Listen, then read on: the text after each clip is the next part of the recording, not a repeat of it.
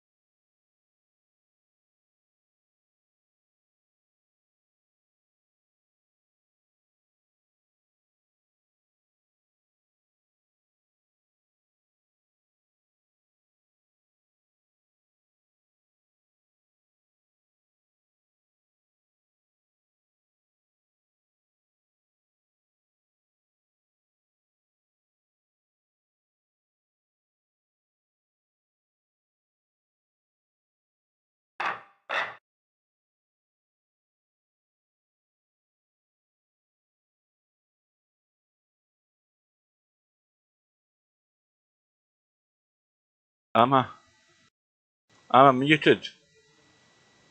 Oh, I have muted myself. I was hitting the tab for the screensaver. Anyway, I want to show you guys this. If you notice this cue ball, or the tip of the cue, you can see that it's not central. This is how you're put into the game.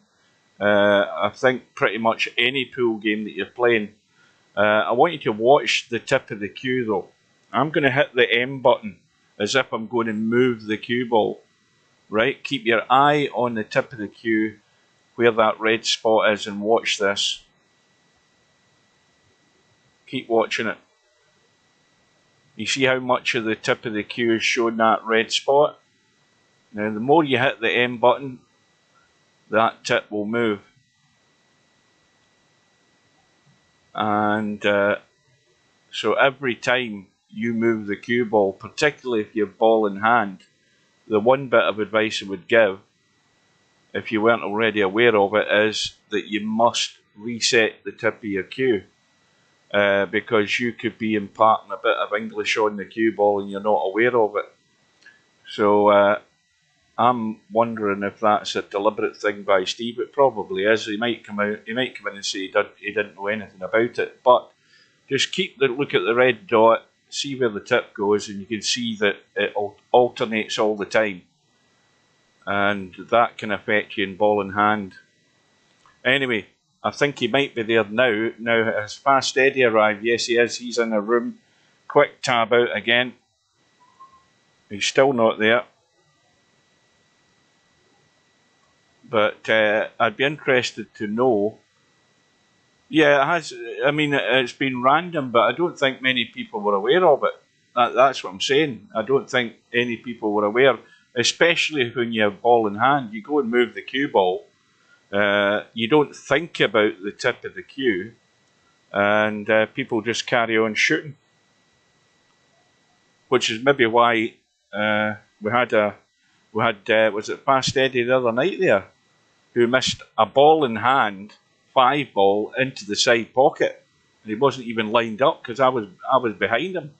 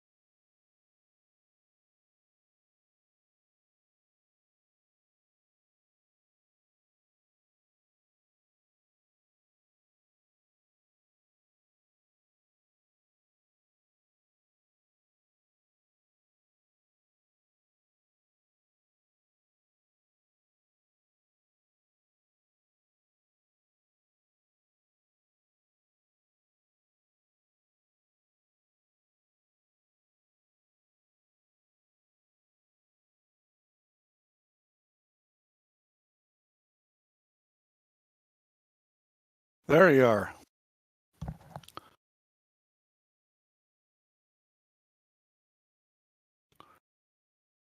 So are we good now? Why am I not hearing you? I can see your icon like you're talking, but I don't hear you. Let me check my settings.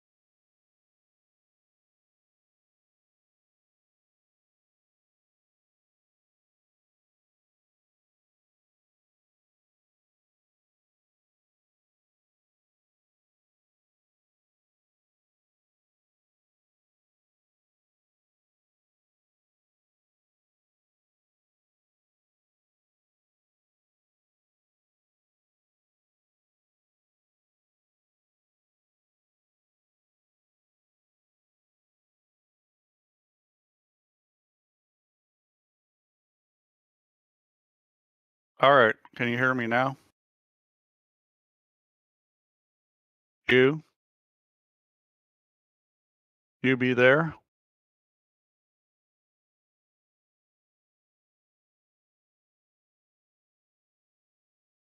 First to you.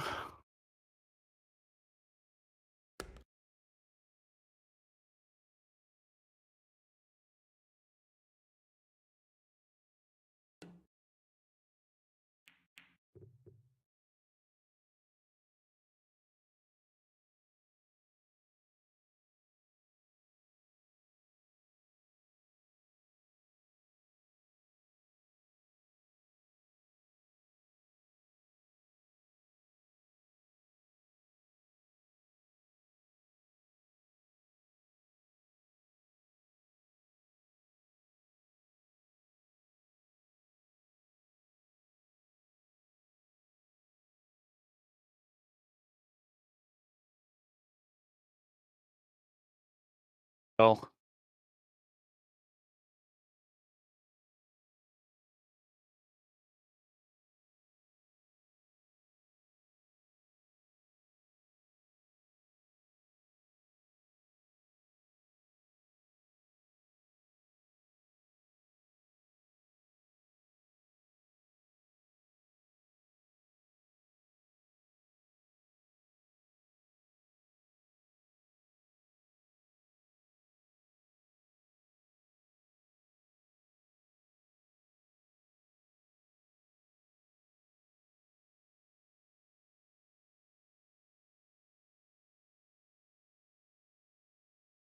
okay. Can you hear me now, Hugh? You can hear me, please?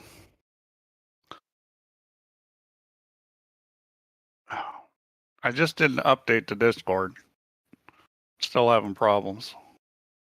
Hang on, let me look at my voice and video settings.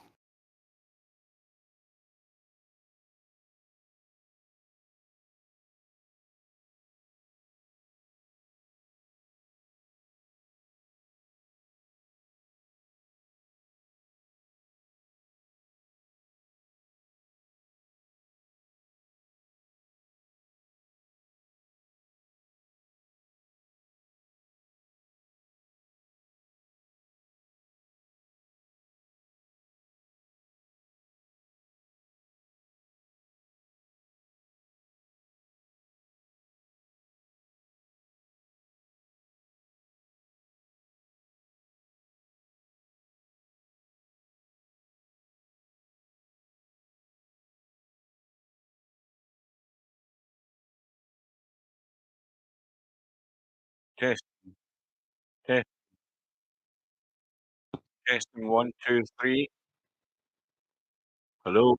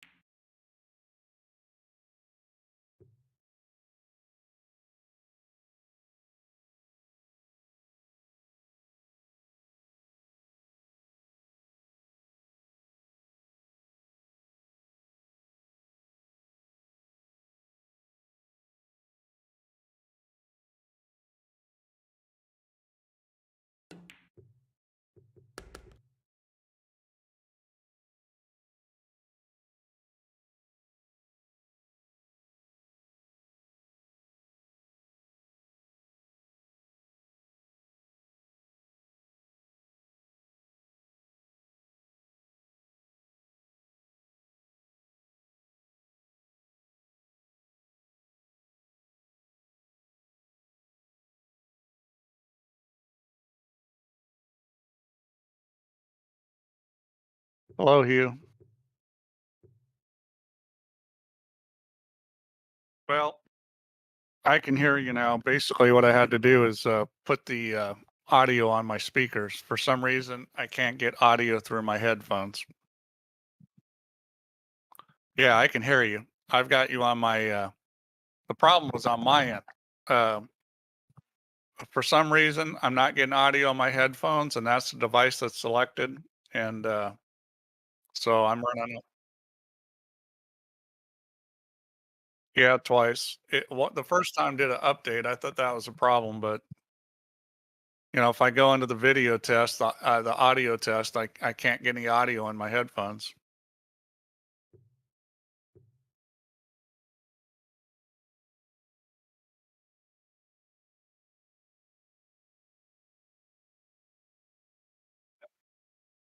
But good. Yeah, hope so.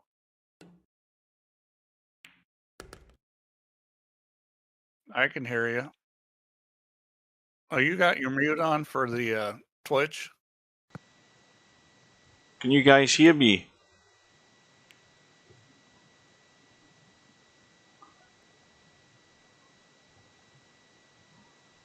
Okay. I Right, think we're good now. right, we're good to go. That's The weird. good news is I'm not getting any feedback from my speakers into my mic, so this is going to work. Right, where have we got to now? Interchangex. Well, this is another visit. He must have had a short visit there while I was tabbed out because he hasn't really made many inroads into that deficit. I don't know, these guys are doing terrible so far. Somebody had predicted 3-2 Interchangex. Slim predicted 3-1 to Interchangex. Yeah, it's an interesting thing. I think Interchangex is a very slight favorite. My opinion. I mean, I think it's really going to come down to who is going to be solid at the end of the games. I'm expecting a lot of close games, and I think both these guys are susceptible to a breakdown when they have to do something, and I think whoever handles that better is going to win this match. Anyway, who do you think paid Team Piñas not to show up last night, Steve? Who would you plump for? What one of the two teams paid them so they wouldn't show?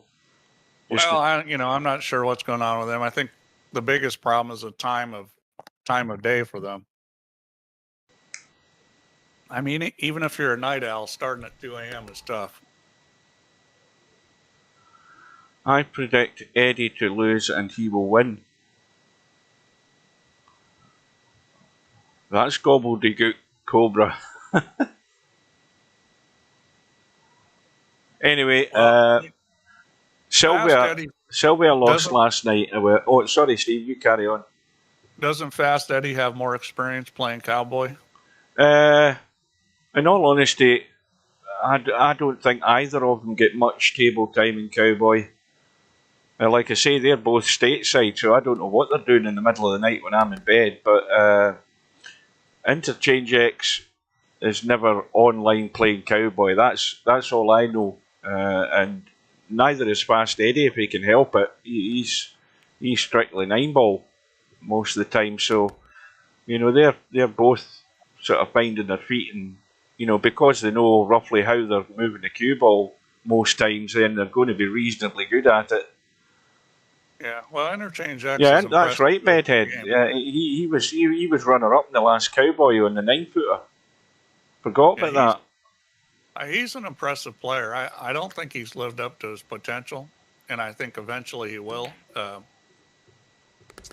Eddie's a little bit of a conundrum because he can do some of the most fantastic stuff. He pulls off some great shots. But then some of the more basic stuff, sometimes he falls down on. So kind of a contrast in players and who they are. usually the guy that's more fundamentally solid is the guy that wins out, but anything could happen. That's why we're playing this. Anyway, let's talk about the Moscone Cup, Steve. Well, it went kind of about how I thought it would. I mean, I think the tighter tables actually were good for the U.S. Yeah, those middle pockets were brutal. Well, all the pie. I'll tell you what, it just got harder as it went on. They keep playing. If the Moscone Cup lasted 4 more days, believe me, by the end of a week, those corner pockets would have been a nightmare. Yeah. I've played a lot on 4-inch pockets, and once they get broken in and they get a little bit more friction on them, they play really tough. Well, like tough to the point that if you have a ball that's frozen to the rail and you got to cut it down to the rail, you've got to hit it just about perfect to get it to go in the pocket. Well, look at that. Was it Tyler Steyer that was playing in the last match? I'm trying to remember, but it was a US guy. All he had was the 8-9 ball in the table. Yeah, that was Steyer, and he missed that 8 ball down the rail. I mean, I'll tell you why he missed that. It's a real simple reason, and I've missed balls exactly like that before. What happened was he's pretty close to the 8 ball, so he's got to get the cue up out of the way pretty fast. And he just sort of jumped up and when he was trying to jerk the cue back, and completely dogged it. I mean, that's why he missed that ball, because he had to get up out of the way quickly, and obviously he was nervous. He didn't do it very smoothly, or it affected his shot. But the thing about that shot was that I'm not sure if he was just trying to not put the tip down too far and put a little bit more power into it. The way I always like shooting that shot is I like putting the tip down further. I know that's a thing that we talk about sometimes on VP. You don't want to put the tip way down, but on that shot, I like doing that. And the reason why is because when you're close like that, you can stroke, very easily and smoothly.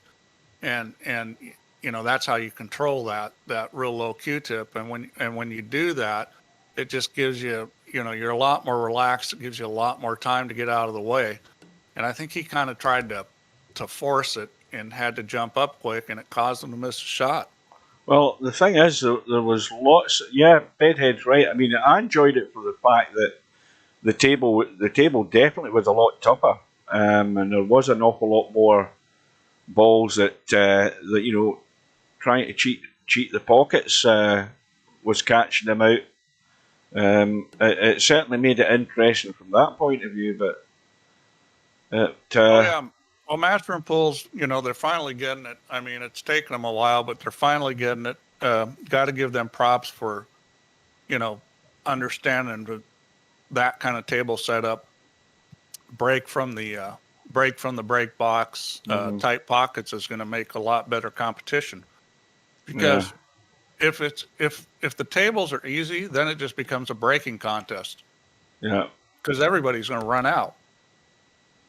Yeah, I noticed I noticed where who is it that was breaking? And he was potting the one ball. As we look at the screen now, he was potting the one ball up in the top left-hand pocket, but the one ball going into the side, that seemed to sort of dry up as far as I could see.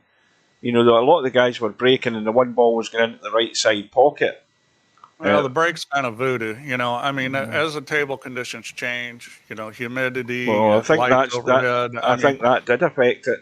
Yeah. How clean the balls are. The balls get dirty and get chalk on them and stuff, and people touch them and they get hand grease, and everything affects the break, and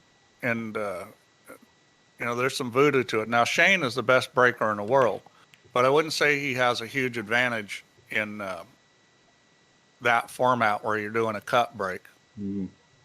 That's probably the format he has the least advantage in. But, you had to love seeing these guys play on pockets they can miss on. Yeah.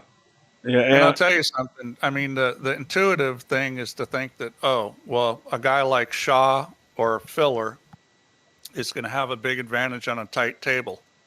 But I'll tell you why that's not true. I mean, those guys are both great shot makers. But what's more important than shot making on a tight table is being able to move the cue ball well. Mm-hmm. Because if you look at most of the shots that people miss, they're shots that are funny angles or thin cuts, or, you know, the Tyler Steyer miss was not the normal miss. I mean, most of the misses are when guys get out of line or get tough shots. Well, Mm-hmm. if you really move the cue ball well, and you can stay in line, then those kind of pockets aren't that tough. I mean, obviously, if your opponent misses or plays safe and you come to the table and you have a tough shot, that's always going to be. But once you're at the table, you can control your destiny if you move the cue ball good, and that's a lot more important with those really tight pockets than shot making. Yeah. Well, that's it for another year. Back to London next year. Yeah, and it's, you know, I think, you know, the U.S. has just got to. Well, for one thing, we've got to get a different team. I mean, I wasn't a fan of the Earl pick. I mean, Earl's probably the greatest 9-ball player that's ever lived. But, you know, it's tough at his age to come into a competition like that, especially because Earl's kind of a rhythm player. Yeah. And you can't get a rhythm in the Moscone Cup. Yeah, because So it's that alternate wasn't a break great as pick. well. I thought Steyer actually played pretty good. And I thought Oscar played pretty good, but, you know, both of them lost some critical matches. And Shane probably played as good as I've ever seen him play. Shane and Woodward have both played good. It's just, I don't think we had our best team out there. I would like to see him put Josh Roberts out there. There's some other young players coming up. I mean, Billy Thorpe. Billy Thorpe was there in the crowd. You Yeah, know, he was dressed up weird. well, you know, you got it. I don't know if you realize this, but Dennis Hatch was in the crowd too. No, I never saw him, no. Yeah. They showed a picture of the crowd, and I'm like, oh, there's Dennis Hatch. They didn't say anything about it, but he was in the crowd too. And it's great to see, you know, other players coming and supporting the team. I think, you know, things are going to change for the U.S. in the Moscone Cup.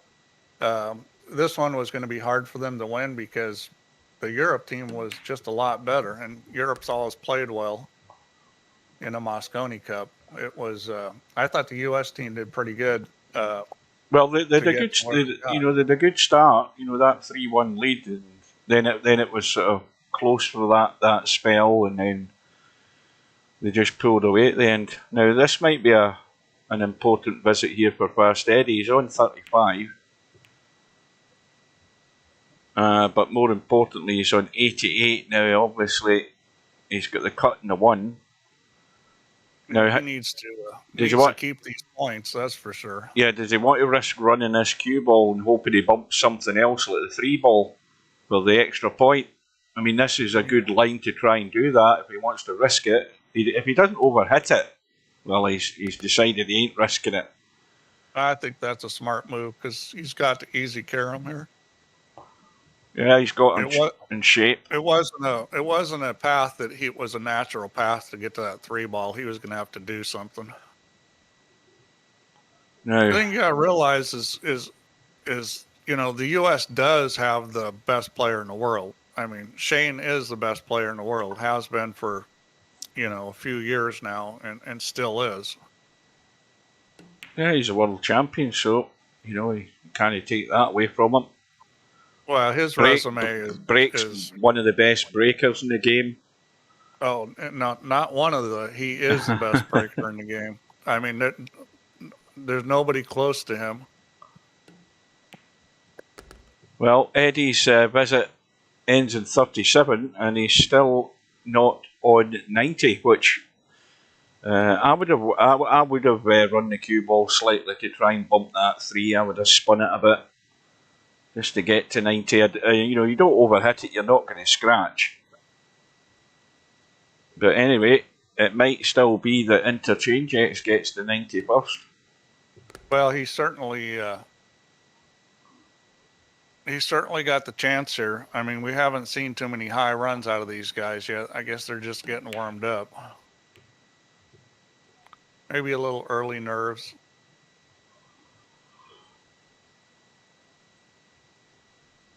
Well, Eddie's warm up was about 2 minutes, no more. When he arrived in the lobby, he went into a room, and then next thing you know, the room was up. Yeah, I like warming up more than that, but whatever works for you. I think Interchangex is going to win a lot of VP tournaments.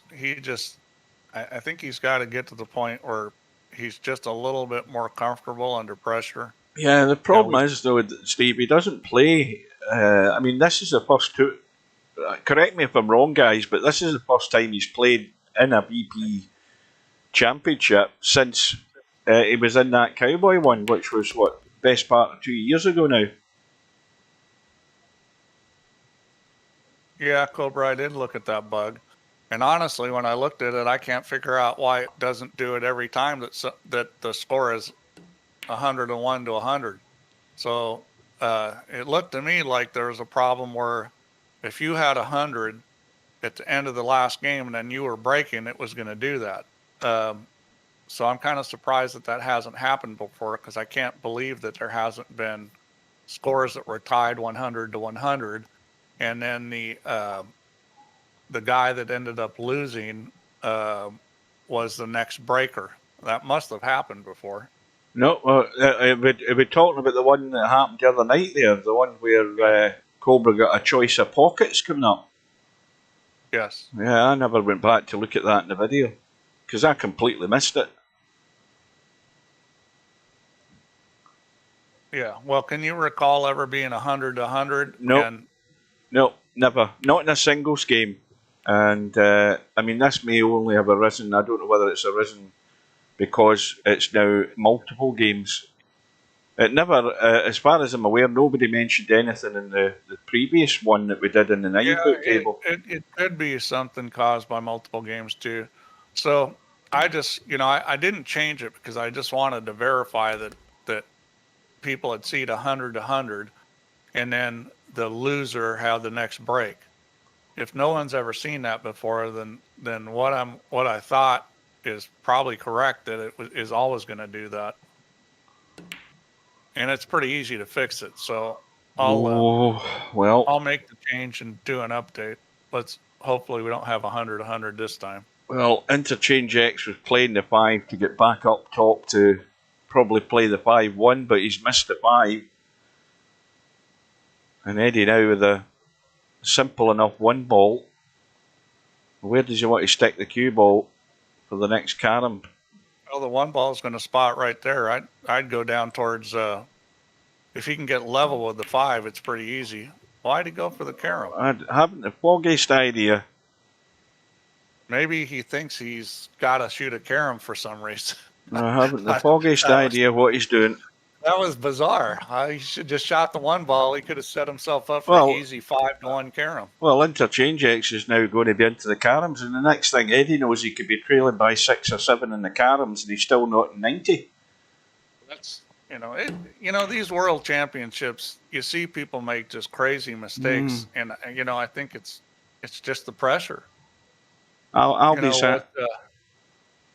was asking there if he Interchangex. I don't know. I haven't really.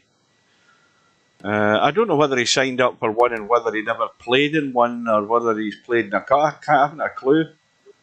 But he did play in the 10 ball, and he had the 1 match against Hairpig that went terribly wrong. And that's something that we'll see. But hopefully he learned something from, because playing under pressure is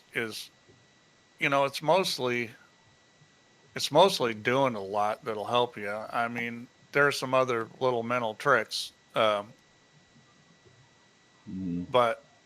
doing it a lot is, for sure going to help anybody. I'm surprised he didn't thin that to go to the rail and kick the 5 behind. He tried to roll to it rather than thinning the 3 and making sure he went to the rail behind the 5. Yeah, well, I see that a lot in Cowboys. I think in VP a lot of times it's easier to roll, but I think what's happened is the players aren't as good as the quarter half ball hits and running off rails to the balls, which really should be Well, he is very fast. He reliable is if you fast Eddie understand how at to it play. again. He's at it Uh-oh. again, and now he's bust. I mean, why is he not potting the 1 ball? He must think he has to hit a carom. Well, there's something going on in his head.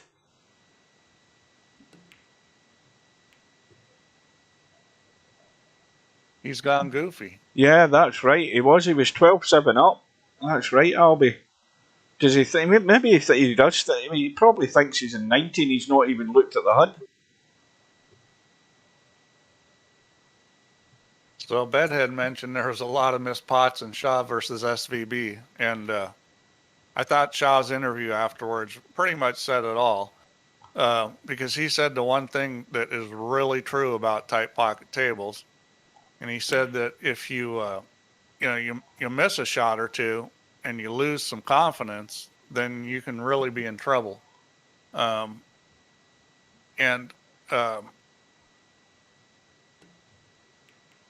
I've played a lot on tight tables because Hard Times had tight tables, and the streaming table was 3 7/8 inch pockets. Yeah, and there's a lot of these guys here won't have seen any of the streaming in Hard Times, but believe me, that table, that is brutal.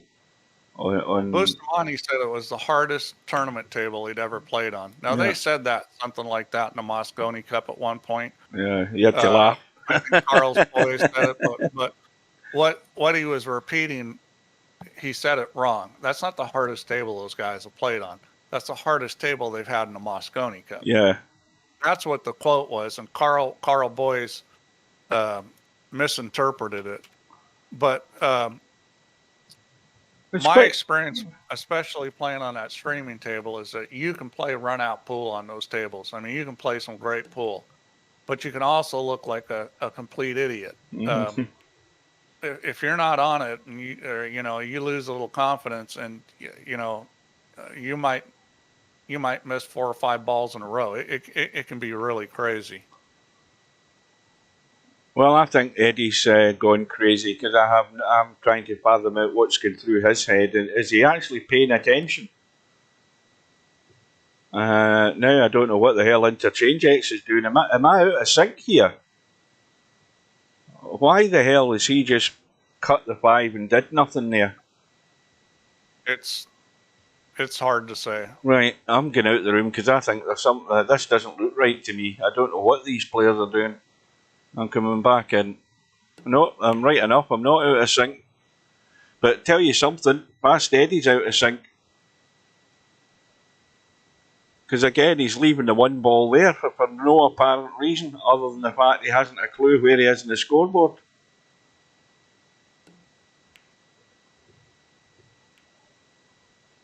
Oh, right, well, that's guaranteeing he's going to lose by.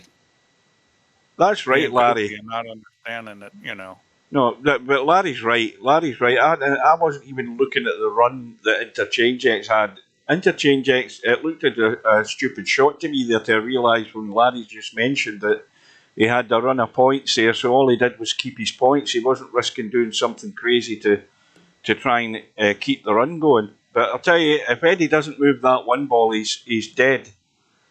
He's dead in this rack. In fact, he might not even get to the table to do anything about it now. And if Interchangex, well, he's got to watch he doesn't bank this 5 ball. He's trying to come back up onto the 3. Hasn't got the pace. But Eddie, if you've got any idea what you're doing here, pot the 1 for goodness sake.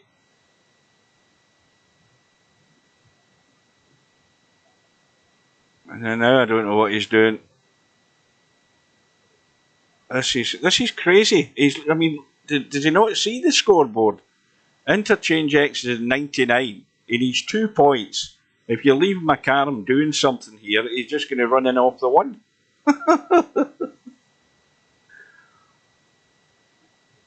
So I'm going to give you guys a link. There we This go. is a match played on that hard times table. And it just so happens that I commentated this match. And it's Johnny Kang against Bo Runnigan. Both of them are very good players. I mean, both of them play like, well, probably a good ball better than me. And you'll see Bo Runnigan struggles. and I'm telling you, this guy can really play. I mean, he was one of the best players on the Mez West State Tour, and you know, he's really strong, and he looks like an idiot. And it also has a phenomenal shot towards the end by Johnny King. So you can just copy this link and watch it later after we're done here. Well, the inevitable happened there because Eddie's been sat in 89 for half an hour. Nobody knows, probably not even himself, what the hell he was doing for the last half hour. I mean, it's just, that's got me totally baffled. I guess that answers the question of how much Cowboy he's played. Well, because that's just. We've got to ask him. We've got to find out. Well, it's obvious he must not understand the rules. Yeah, Bo's from Bo is from Minnie, and I'm sure he's pretty famous there. I mean, he's a hell of a player. Anyway, after that fiasco, Interchangex has got himself one up. Goodness knows what's going on.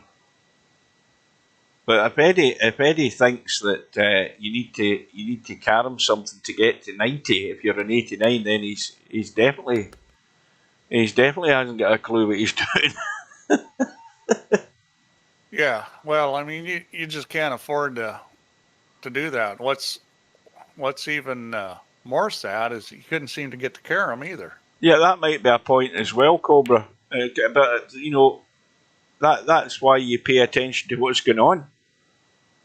Yeah, he's played doubles. Yeah, he's played doubles with us one morning. You've got the HUD up there. Well, the HUD shows you what you can do. Well, the thing is, he might not. He might be one of these guys, Steve, like Slim. Slim says that he right clicks the mouse to show the HUD. He doesn't have the HUD up, but he only right clicks it to have a check at the scoreboard. And Fast Eddie might be one of them. That might be what he does. Yeah, I haven't seen Jimmy Wetch play for a long, long time. I might need to retire. I started hitting pool balls. I was going to go to Augusta yesterday, but it was so bad I didn't go. I was like, man, haven't played for a while. It was ugly. Cue ball. There's a 21 points down the pan.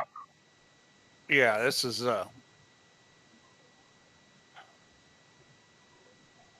make sure we grab Eddie, because probably when this finishes, whether he wins or loses, he doesn't generally hang about. And there's another one going. He must have his HUD off. I mean, he's got to have his HUD off. Either that or he just doesn't pay any attention to it. Well, I've always got it on because I know fine well I wouldn't be paying any attention if I didn't have it on.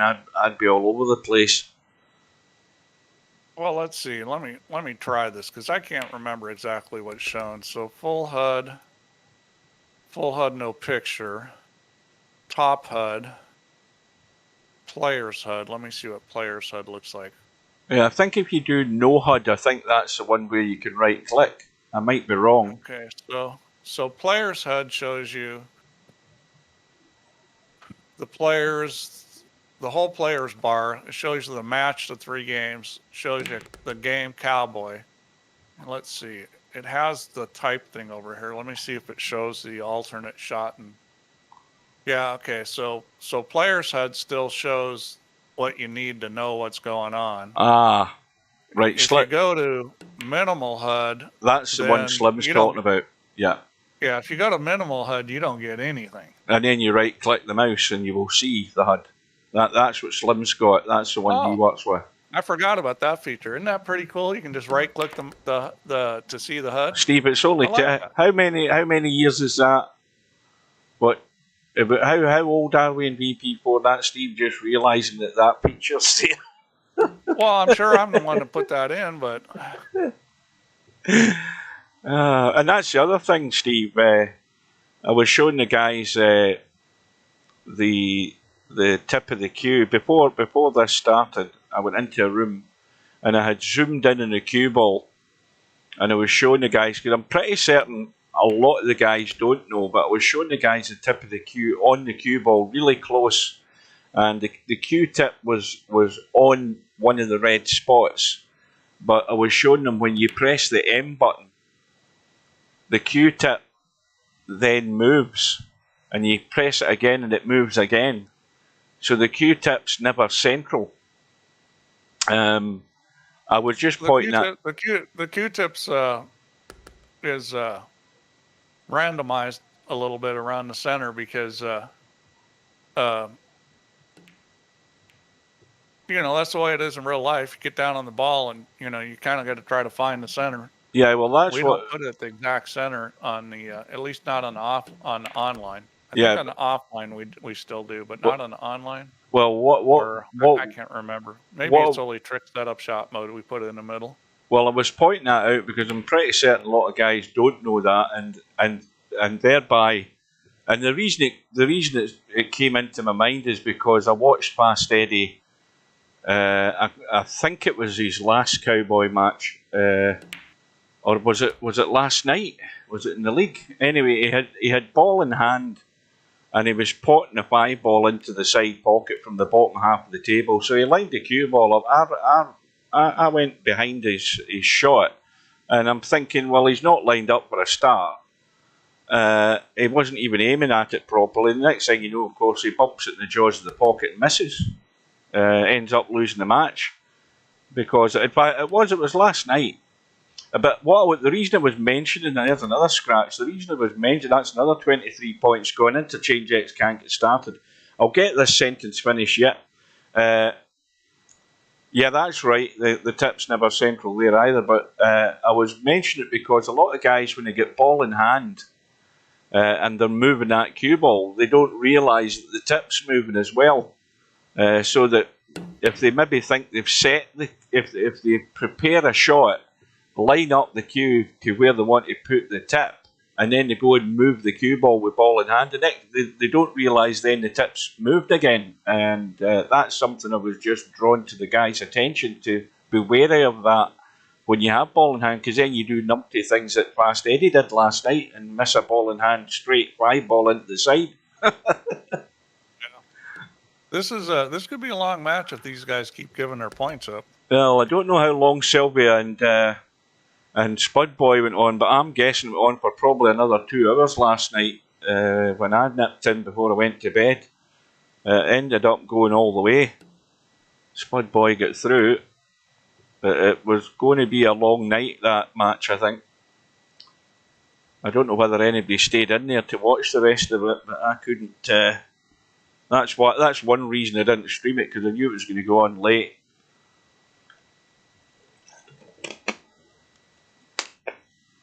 Over 4 hours, so the longest match of the tournament. Am I glad I stayed out of that? Larry was in. Yeah, Larry suffered all the way. Well, this second rack, nothing's happening in it so far. I think we've had 20 minutes in this rack. Nobody can score and keep the points.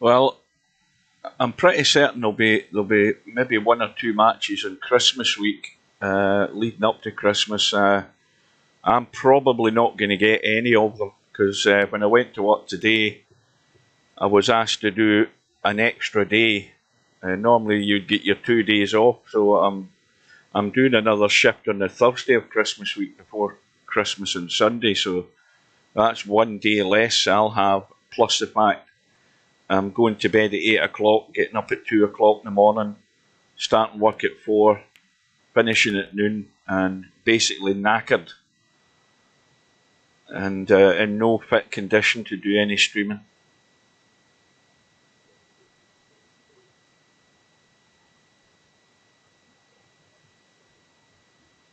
Yeah, I'm thinking, why don't we go back to TeamSpeak? You know where you stand with TeamSpeak. They talk about Discord and better sound quality. I don't notice any particularly great different sound quality, but I'll tell you, I had a bit better idea what the hell I was doing in TeamSpeak than what I'm doing in Discord.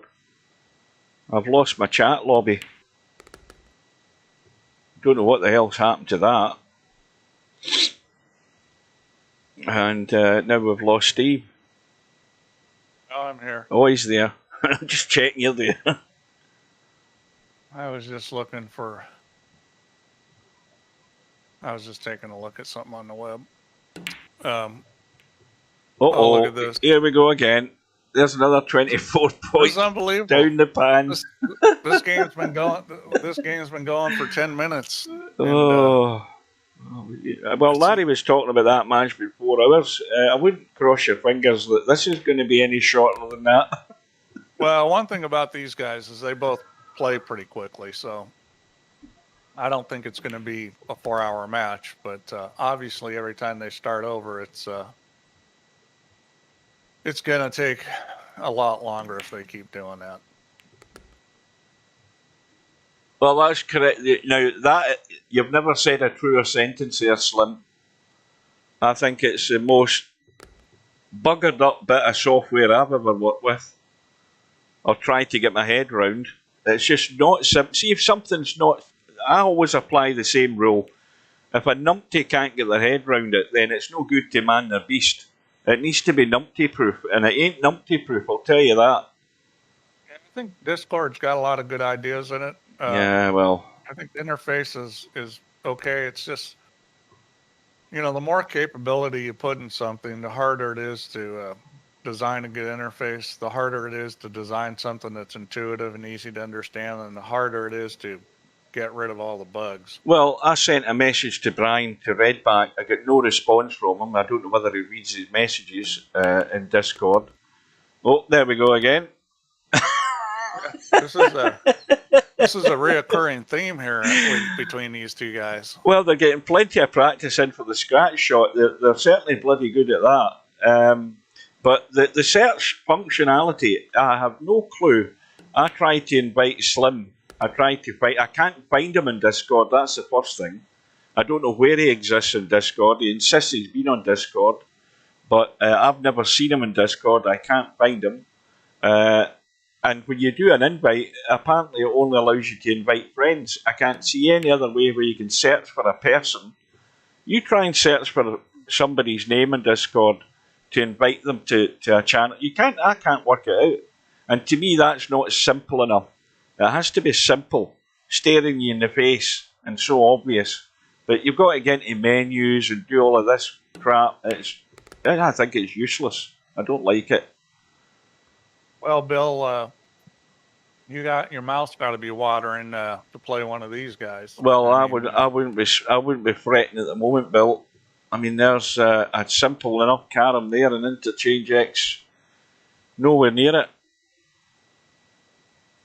I think they're bringing each other down here. This pair. Yeah, that can happen. Funny how that works. Sometimes both guys feed on each other's goofiness. Yeah, you would think if I think the best thing to happen here is if somebody actually got a run and made a decent run, it then focuses the mind for the other guy. Because he has to then know that he's got to stop this faffing around and get down and actually put a score on the board. Because the way they're going at the moment here, we'll be here for the next hour and a half to get this rack done. Well, he's left himself in a not so wonderful a position. I mean, I expect him to make this one ball, but it's certainly missable.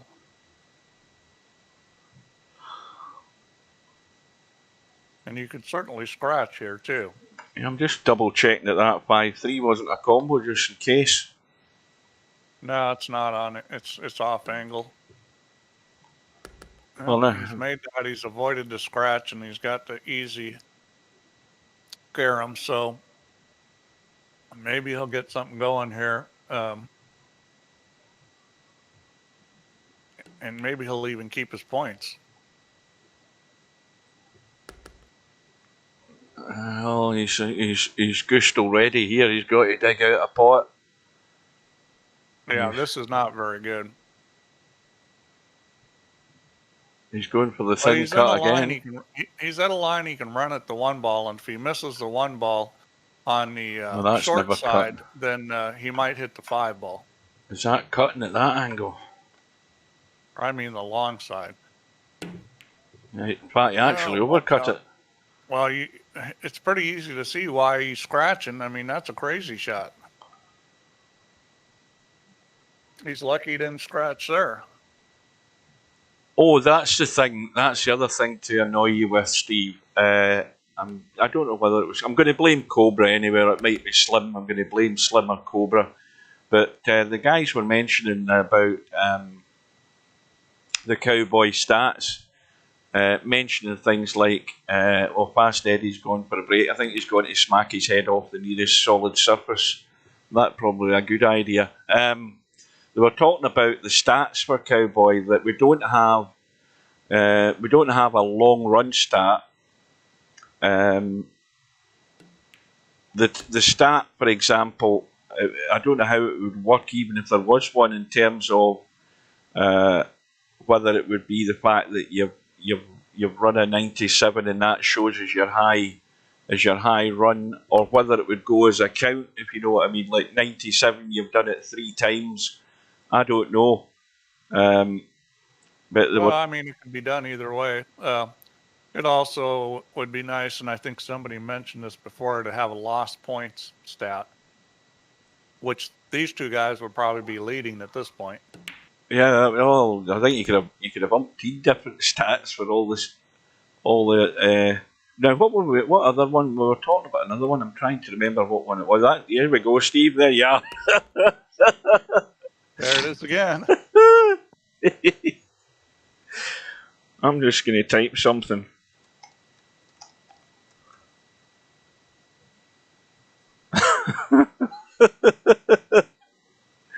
Not that I normally do that, but let's try and get these guys woken up.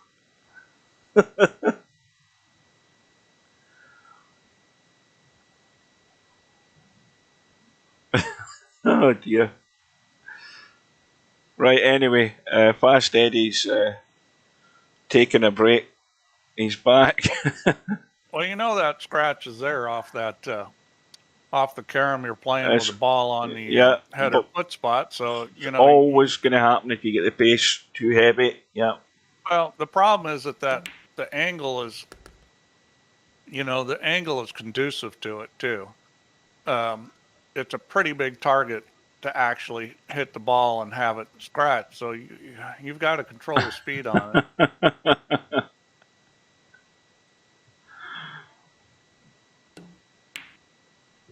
Well, I don't think Eddie would disagree with my statement.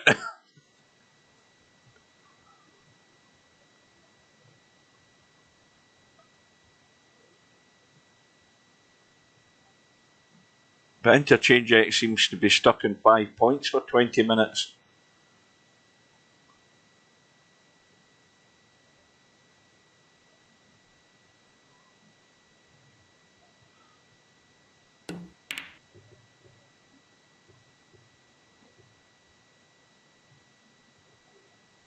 Well, this will be a good line. Get the one back in its spot. Gives you a two-way shot choice.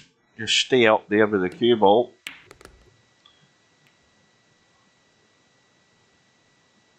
I would have played it softer than that, because you don't want to run into a ball when you don't need to, but he's got the extra point.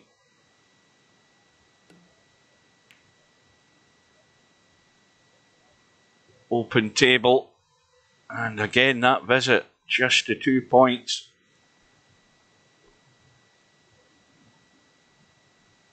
Well, of course, the England game is now starting, so the English viewers will be sparse and few between as far as VP4 is concerned tonight. Senegal, they're playing a bit. They don't want to take them too lightly. Well, Slim, that scratch shot can be a little tricky. Not sure you play, you want to practice that. Just get into VP and play. We don't have the rules in there for it, but you can just go in and play it maybe in trick setup shot mode is play reverse 8-ball. So what you do is you try to scratch off the ball. So if you're solid, you try to hit a solid and scratch. No, And, that's what Russian billiards is, I think. Or is it pyramid? I mean, there's quite a few different versions of that game. I guess I said it the wrong way. So what you do is you're playing off the cue ball. So you're hitting the object ball with your cue stick. So I guess you can't do that in VP. You're actually hitting the object ball with the cue stick and trying to scratch or put the object ball in off the cue ball. Yeah, that would be a foul each time, though. That's why you can't do that. Yeah, it won't work in VP.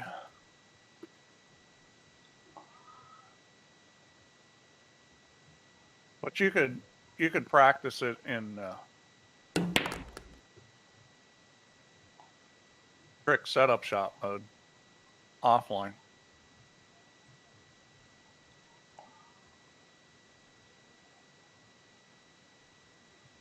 Well, Eddie's on 18. More importantly, he's building up a lead here. Nice solid bank. Now, here's where you play the 2-in-1 shot. This is risky, though. It's risky for the scratch up top. Oh, he's on open table. What am I talking about? Oh, no, tell a lie. Eddie's finished. It's Interchangex at the table. I wish I would pay attention to the HUD. What do you know? He kept his points. Yeah. That's different. That's an achievement.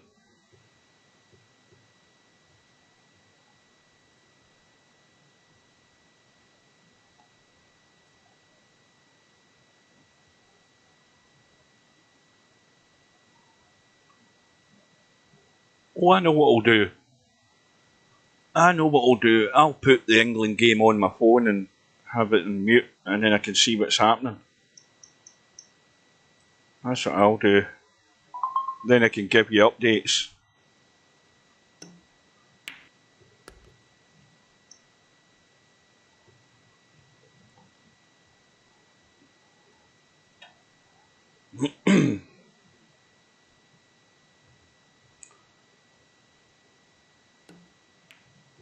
I'm trying to think, is it on ITV? It must be on ITV. I've still to watch the end of Apocalypse Now, the Redux version. Interchangex just played, but he wasn't successful with it. But I thought that was a nice play.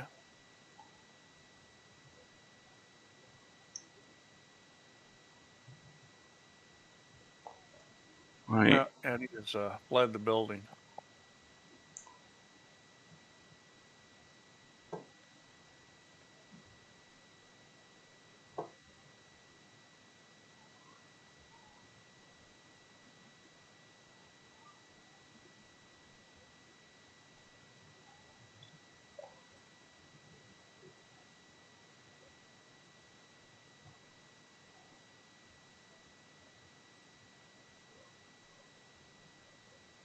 Well, I'll tell you guys something you may not realize is when you're watching something like Moscone Cup on the tight tables and you see somebody miss a thinner cut, and they miss it thick, you might be thinking, well, they weren't aimed right, or you might be thinking that their cue stick moved incorrectly, didn't go straight through, or something like that. But the main reason those shots are missed has to do with the release of the Q-tip. Because you're releasing the Q-tip on the ball, so in the, it's moving linearly towards the ball, and there's a release, and if that release is late, the object ball is going into the rail, and it's more of a timing thing on the release that's causing a lot of those shots to be missed. And that's the part that can go wonky when you're under pressure. But would that not be the case that technique and stroke of a snooker player would never let that happen? Oh no, snooker players miss for the same reason, but I think, you know, obviously they put a premium on accuracy, and they, you know, they have highly developed strokes. That stroke doesn't really translate 100% to pool, but yeah, that kind of stroke is less apt to break down. But you got to understand that they still have a release. A snooker player has a release in their stroke too, and they're going to struggle with that sometimes also. The thing is, snooker players don't shoot at really difficult shots that much, and you know, pool players shoot at them all the time. So it's kind of a little different approach to the game. But yeah, I can tell you that a lot of the shots a snooker player misses are probably because of timing, not necessarily aim, or because these guys, you know, they're good. They know what the shot looks like. They know how to line up. They know how to get the cue on line. They know where the cue is relative to their body. So mechanical breakdowns, I guess what I'm saying is that the most common one is the timing one on the release, not that the cue stick didn't go the right direction or something like that. And obviously, if you jump up out of the shot, that's going to cause problems. But, you know, how often do you see a pro snooker player jump up? Not too much. No. I'm just thinking, you know, the technique with a lot of pool players, you know, they don't. Their head always seems a lot higher off the shot than it would be for a snooker player. You know, the alignment is. I mean, their head is nowhere near the chin on the cue as you would have in a snooker player. And I'm wondering if that pays any.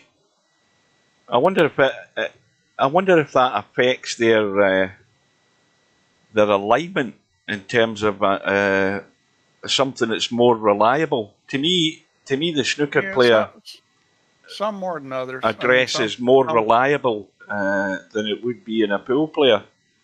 Some players are lower to the cue than others. If you watch the old timers, you know, you go back and watch like players from like Mosconi's days, and oh yeah, they were even higher above they're standing up. But yeah, how? I suppose you play shots long enough and often enough in that manner, then you're going to get used to it. I grant that, understand that, but you can play snooker a lot of different ways too, and so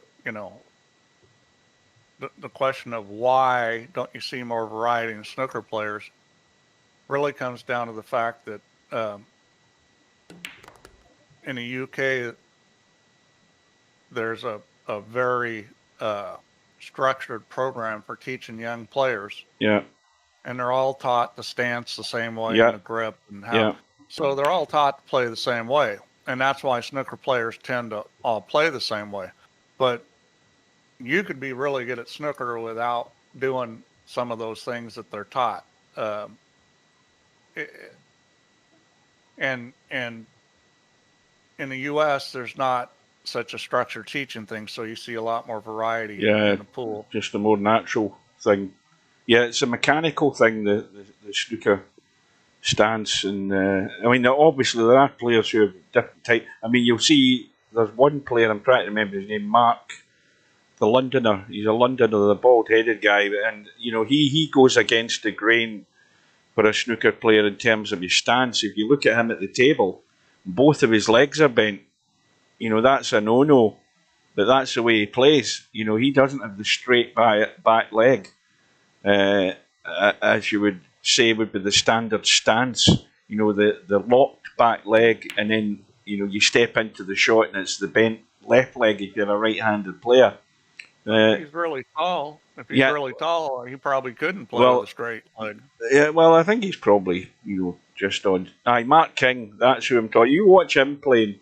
He doesn't have a convention. What you would say is a conventional snooker stance. He's nothing like it.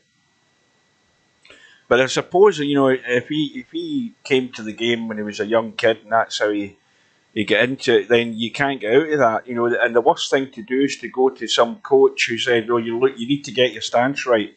You need to do this."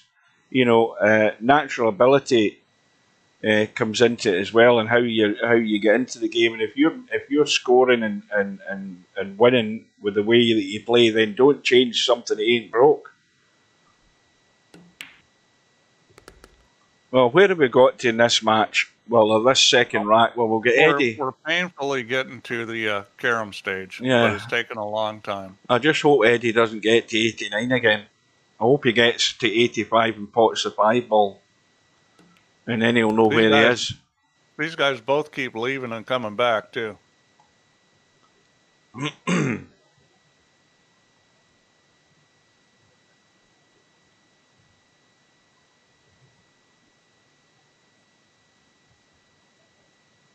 They might be doing a quick call to the sports psychologist or something like that, the way they're playing. Well, Eddie's on the thin carom. This is just a brush and no more. You see, he wanted to get that 3 ball a bit thicker. He's still okay because the 5 ball's in play. It's all about trying to keep that 5 ball in play there. With more speed than is advisable. I think the smart thing is to hit that carom soft so that you can't scratch. Well, give it another hour, Slim, and it might be at that stage. Well, he's finished top side. I've been there in both golf and pool on Suicide Watch. Yeah, Steve's got the number in his phone.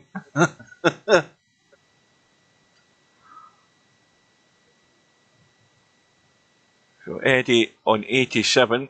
The 3 ball is open.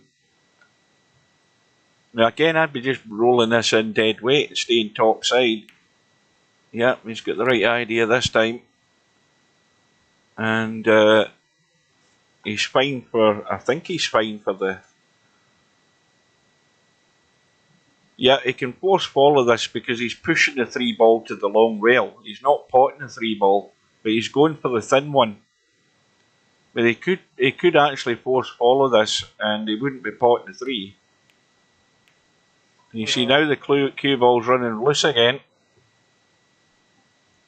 Yeah, he's lucky he didn't just kerplunk that one. Well, the good news is he has kept his points. He's on 91 and he's still at the table. And he's got a follow. No, has he? No, he doesn't. Well, he can go to the rail and spin in behind the 5 if he pushes the 1. He's kept his points so far. Yeah. Well, he won't be potting the 1, I don't think. But he's overspun it. He spun right behind it. Yeah, too much. Yeah, that was hard to do, but he did it. So now, this is exactly what I spoke about earlier on there. One of these guys needs to get a good distance so the other one can focus his mind on actually getting back into it. And this is perfect for Interchangex to dish up here.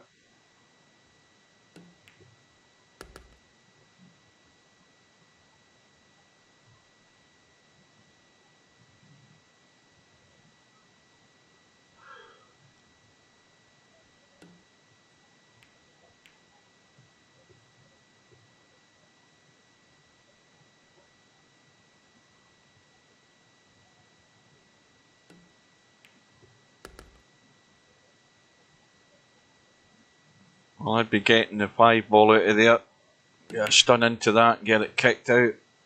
And if it bounces, get it back Well, onto the now would be a spot. good time for a big run. Get back in this game. Well, I don't know. Again, there's nothing to stop him potting the 5 gentle and staying topside or bottom side as we look. He's still okay though. I'd much rather get the 5. Well, I mean, that was not difficult, but I would have much rather get the 5 ball in play so I can get some scores off that and eat into this deficit more quicker. Yep. I agree.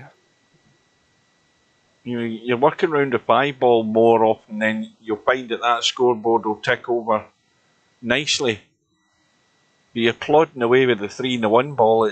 You have a visit that seemed as if you've potted a lot of balls and carried a lot of balls, but yet you're still, 30, 40 points behind.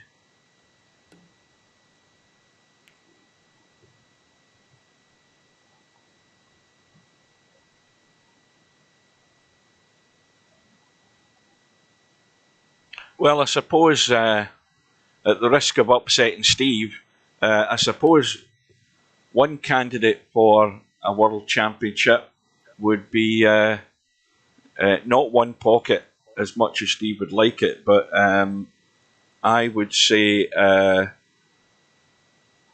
Honolulu, because if ever you want a game where creativity comes into it and various things, especially creating pots with non-straight in shots, that would be the game.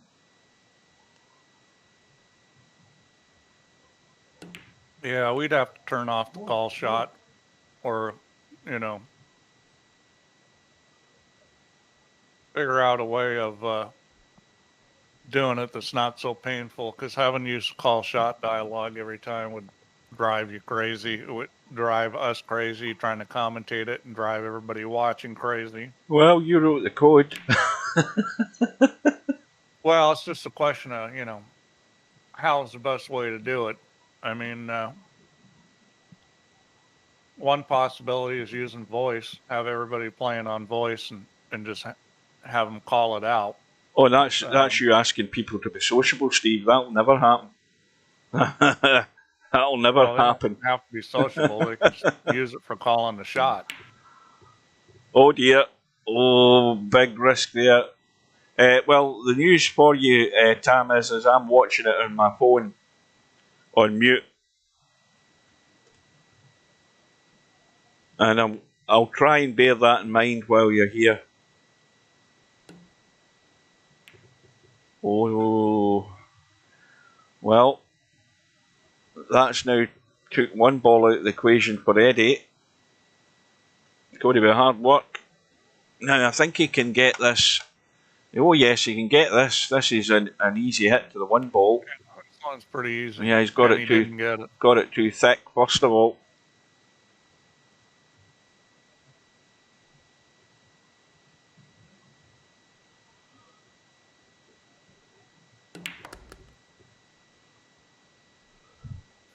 Yep, that was a good shot there. I just got a chance for a 2-wayer. I'm not sure why he's not shooting the 5 ball. Why wouldn't you shoot the 5 ball there? Well, because you want, again, I mean, at the risk of stating the obvious, I just stated it a minute ago. Get the 5 ball into play. I mean, the 5 ball. It was an easier carom shooting the 5 ball than it was shooting the 1 ball. Plus, you get more points.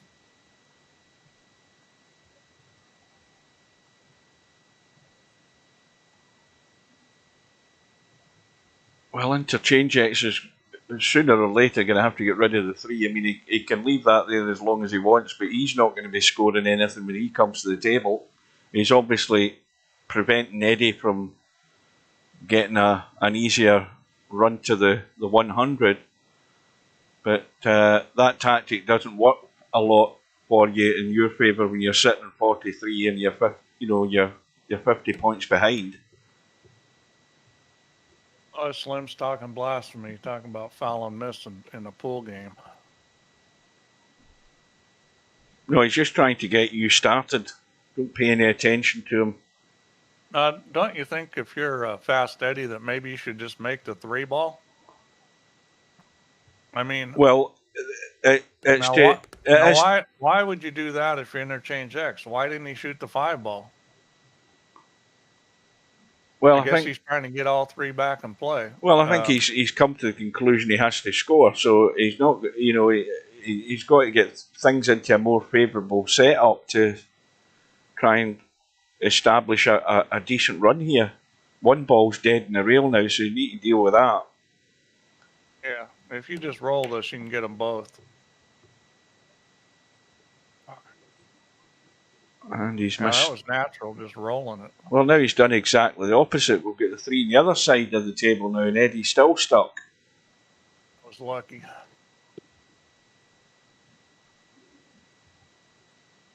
Well, there is a very delicate... Oh, he went for the double kiss. That was clever. Rather than going for the delicate thin edge off that 5. You need eyes like a hawk to play that shot, though.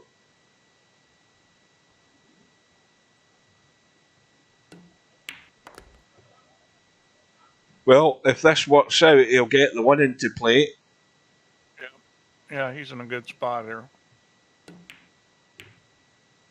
Right, now he can start his move. Pot the 3-ball, stay top side of the 3.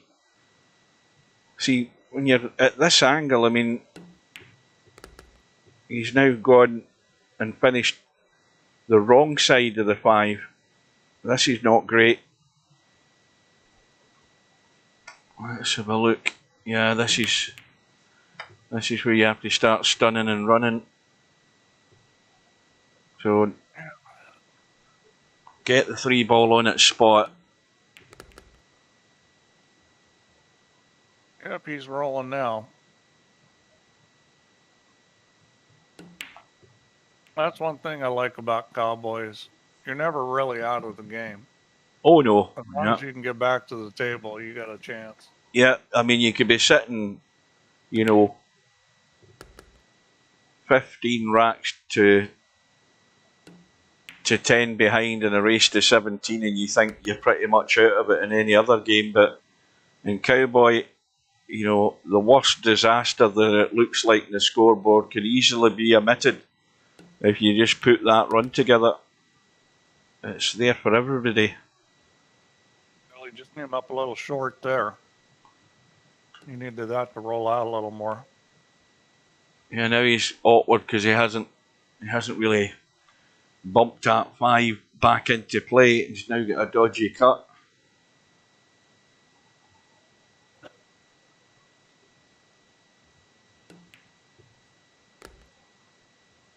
And now he's fine. Can get the 5 into play now.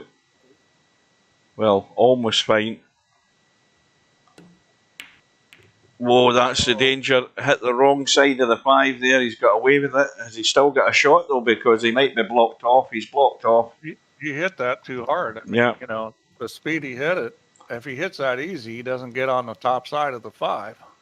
Now, this cue ball may well run into the 5, which is what he's hoping, because you've got to get the power and the shot to pot the 1, and the cue ball's running around the angles. Well, the pace was good, and it was running into the 5. Well, and but he's gotten lucky again. He hung the ball up. So, and the 1 ball's dead for Eddie. Poor Eddie, every time he comes to the table, there's a ball hung up. Yeah, that's the one I was thinking about, Slim. How many innings, your innings per match? I mean, this one here, we would need to have like a triple figure tab for that to count the amount of innings. Well, watch out here. This is craziness. I'm not sure why he's just not soft drawing off the 5. I would have gone the other way, at least in VP. Well, we don't have enough digits for these guys. Well, if you're Interchangex, we might need a 4-digit number for these guys to get the 101. Well, Interchangex has still got a good chance here. Eddie's still only in 93. He's keeping the one ball there as a bailout.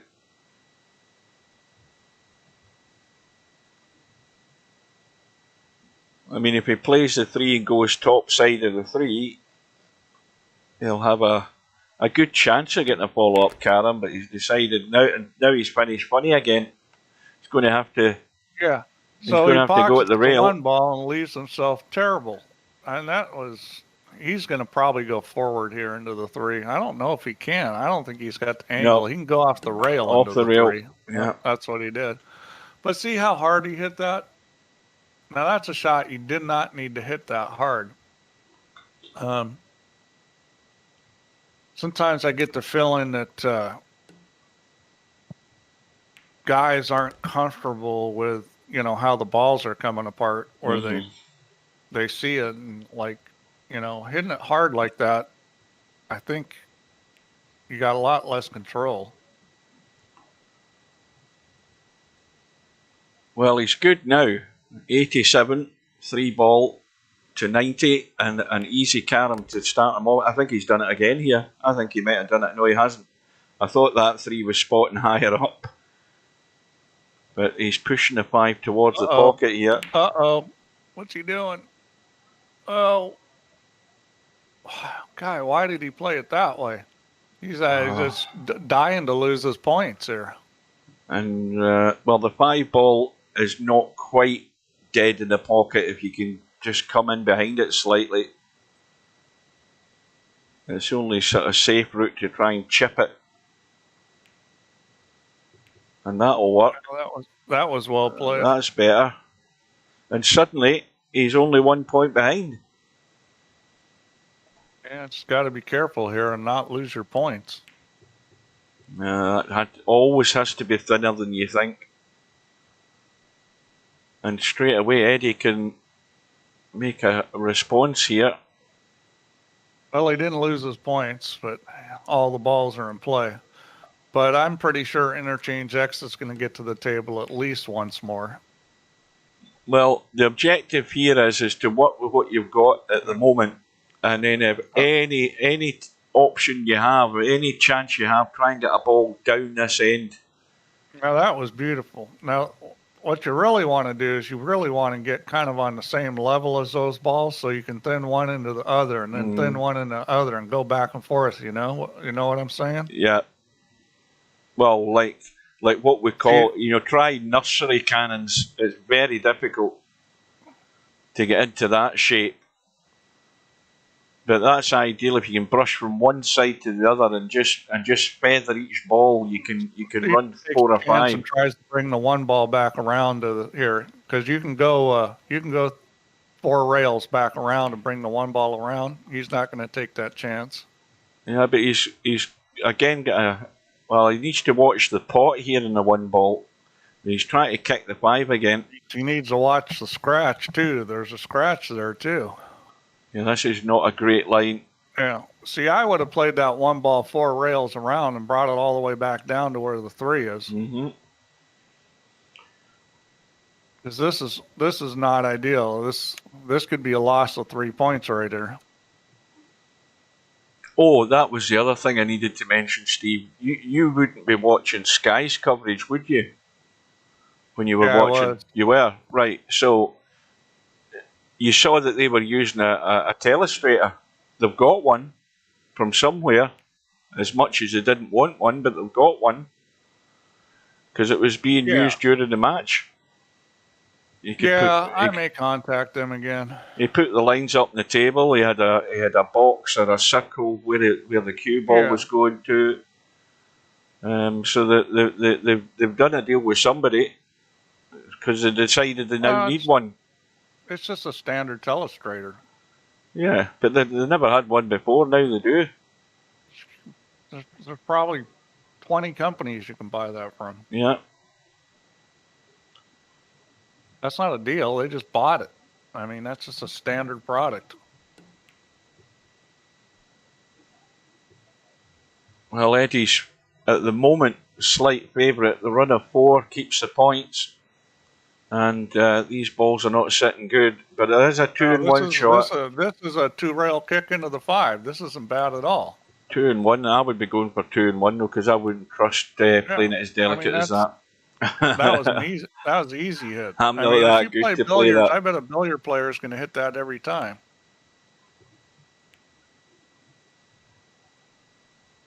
Now, can he miss? Can he go to the side, above the side Yes, pocket here? he I think he can. Yeah. Plus, if he puts a little run A in wee bit English, of, it helps. So that was not well hit at all. not enough. Boy, that was terrible. He needed to hit that with more speed. He's having trouble with the speed. I mean, that same shot with more speed and it hits a 3 because the cue ball extends down the rail. Mm-hmm.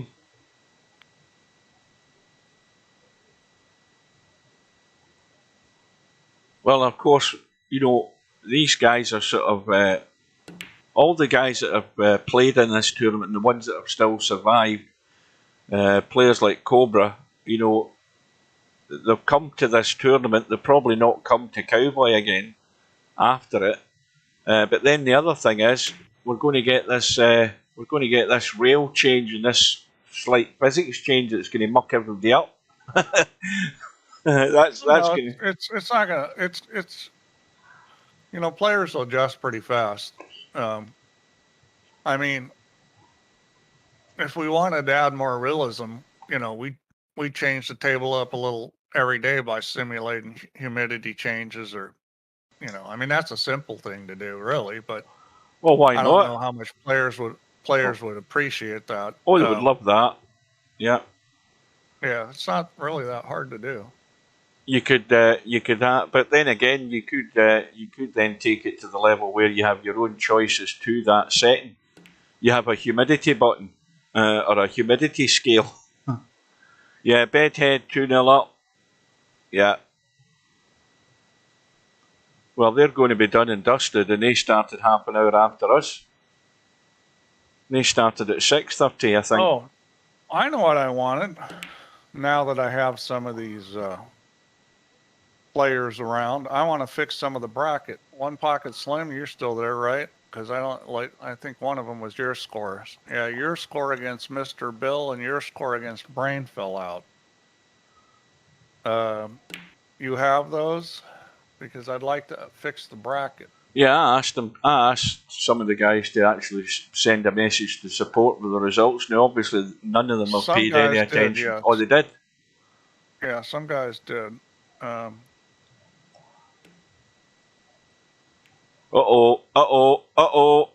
There it goes. There's 3 points down the pan.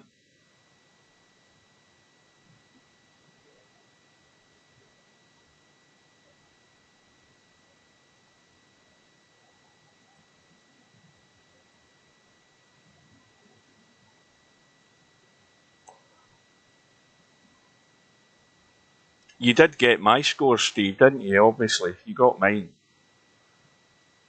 Yeah. Let's see, let me get this up here. This is kind of a pain in the ass because first I've got to do that, then I got to find the player ID. I got to do this by hand. I don't have any way of changing them other than by hand. Well, that might not be true. Maybe I can change it off the bracket.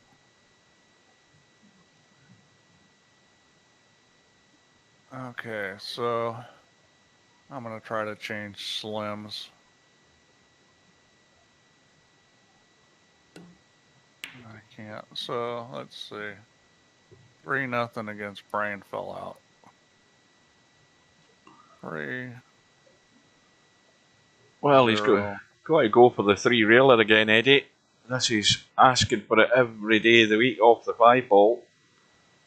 I mean, he could spin and stun and spin to the rail for the 3. Maybe a 2-in-1 shot here as well. Oh, he's gone too shallow.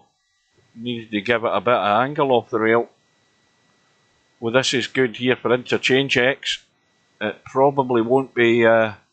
He won't be trailing by 3 in a minute here. The way this is set up, because this 5-ball's going to come back into play if he can get a ball, and he's missed it. Unbelievable. He could have been out there. He could have been out.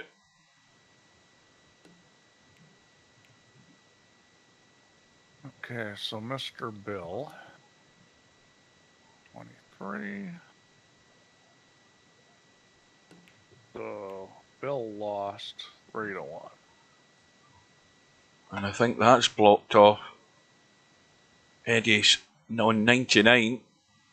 Is he going to jack up and try and do something crazy here? He looks as if he might be trying to get to the one ball. He hasn't jacked up yet, but here we go. He might even end up potting it. I doubt he'll hit it that hard. Just missed it. All right, so what about Spud Boy and Acero? Spud Boy, are you in the chat right now? He hasn't said good evening or anything. He's not there. I don't know whether he's in. What about Larry and Tommy? One of you guys in chat? Larry was there. He might still be awake. Larry, wake up. I need to score with you and Tommy. Oh, hang on a minute. I've tabbed the wrong button there. I'm trying to bring the cue stick up. I don't... No, Spud Boy isn't online. He's not in VP4, so he won't be in the stream, I don't think. No.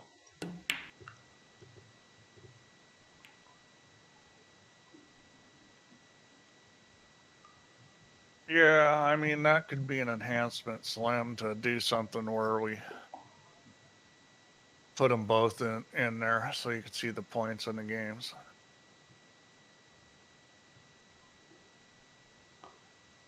Well, this is anybody's. What about Irby and Casino Jim? I know Casino Jim's playing right now. I don't want to bother him while he's playing. I think that might have been 3-0 to Irby. I'm not 100%.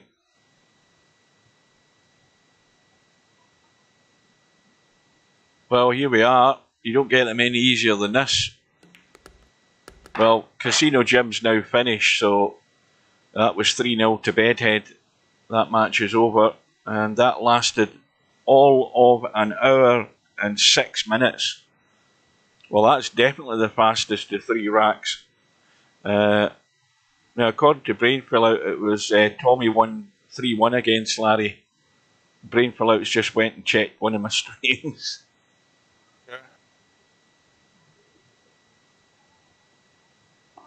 So we're at 1 rack all. We've been playing for an hour and 37 minutes.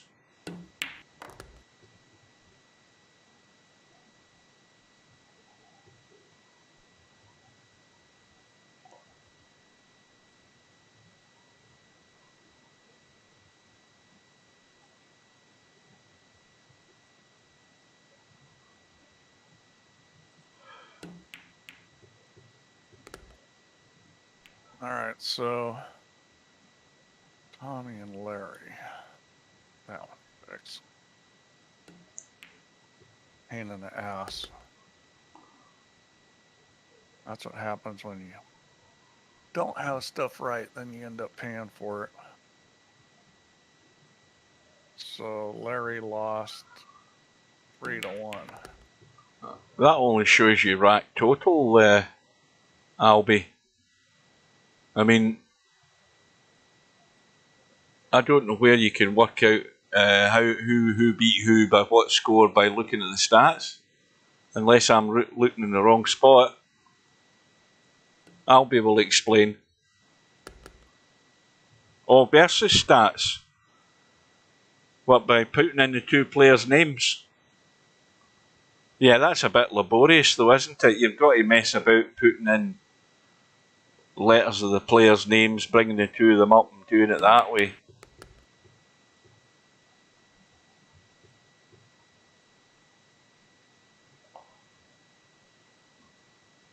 Round 2, bracket 2.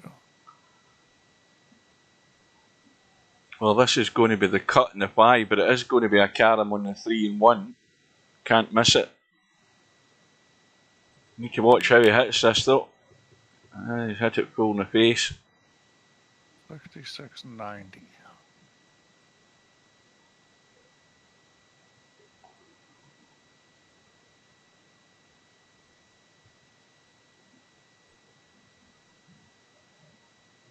Easy force follow.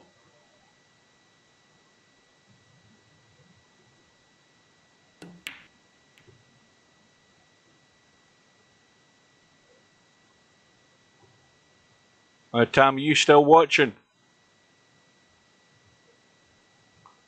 I think Tam's gone. He's falling asleep watching this. Yeah, this match has been a little harder to watch. Uh-oh. There it goes. There's 37 points down to Swanee.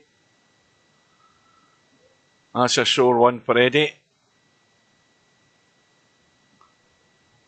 Tam's probably gone and watched it. Going to watch the football now. I think the only one left is a Cyril and Spud Boy. That's the only one I need. Well, I don't know whether Spud Boy comes in on a Sunday night. I don't know whether he. I don't know whether he maybe occasionally plays in DJ Simon's snooker tournament. He might show up for that. Let's see. Check versus stats.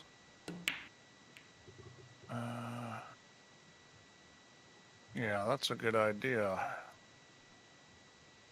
Albin, you're smarter than me. Let's see. So it would be a 0. Well, Tam, there's been a goal. That's all I'm telling you.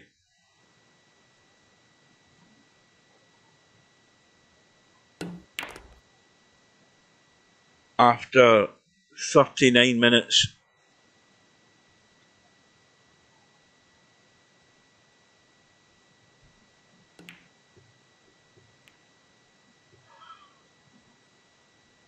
Hosing points, Hog. That is an understatement. Another 37 points just went south there.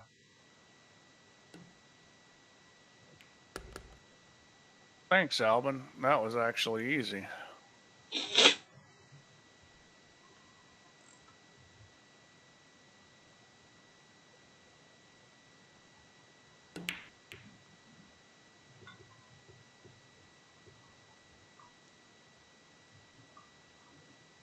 Well, that'll be pretty much up to date then. Now the everything's copacetic. Right, have a quick look.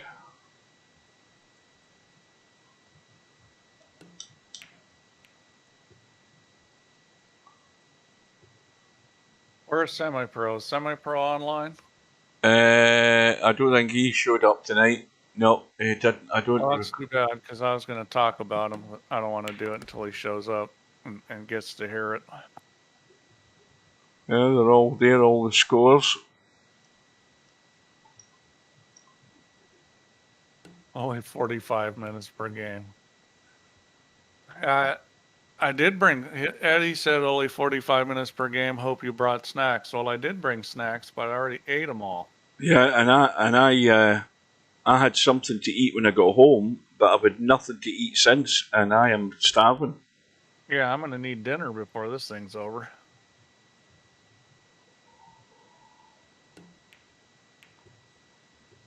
But maybe they'll get going here where, really if they hadn't lost points and just kept doing that, then this would have gone a lot faster. So I know I shouldn't say that, because for sure he's going to go in off right now. Well, he's got to 31 on this visit. Is this his first scoring visit? They're covering their butts. They're covering it right by putting the cue ball right into the hole.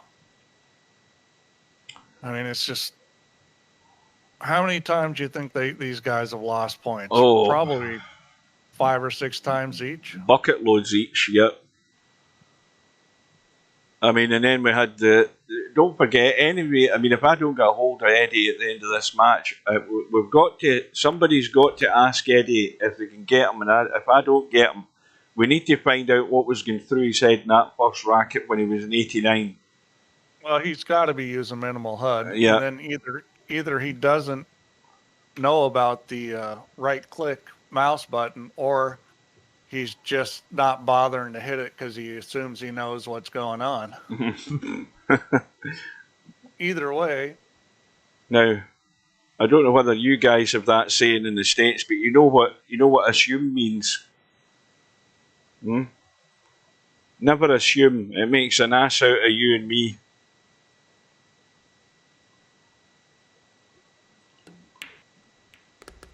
Uh-oh. Oh, cue ball stays on the table and the 5 ball goes in as well, suddenly. Now, how the hell did Interchangex end back at the table? What did Eddie do? Well, obviously Eddie missed. Missed it.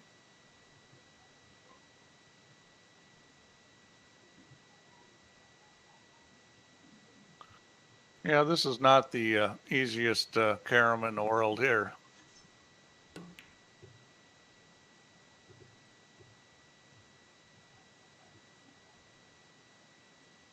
Well, that was a quick turn.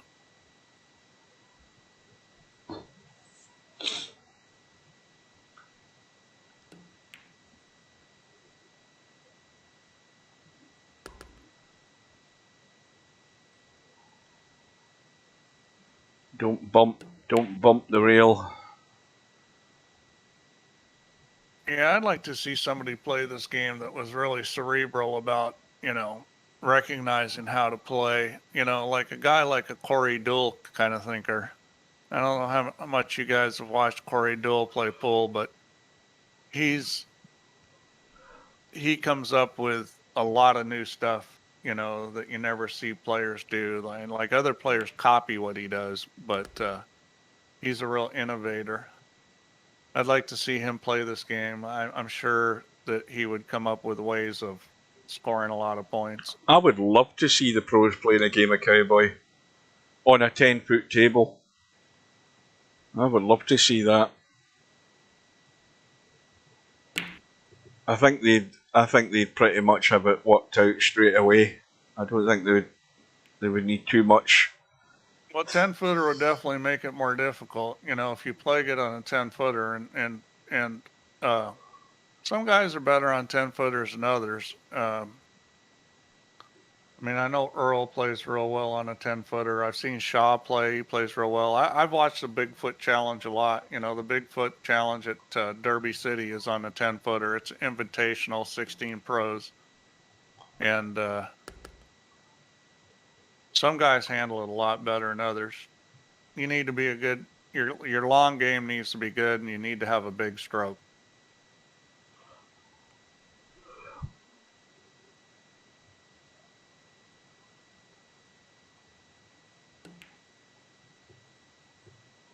Well, they're into injury time in the first half.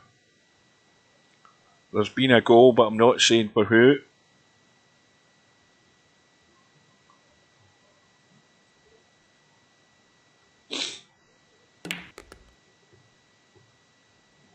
Went for the bonus carom to get the 3 in play. Didn't get it. Now it's the little drop.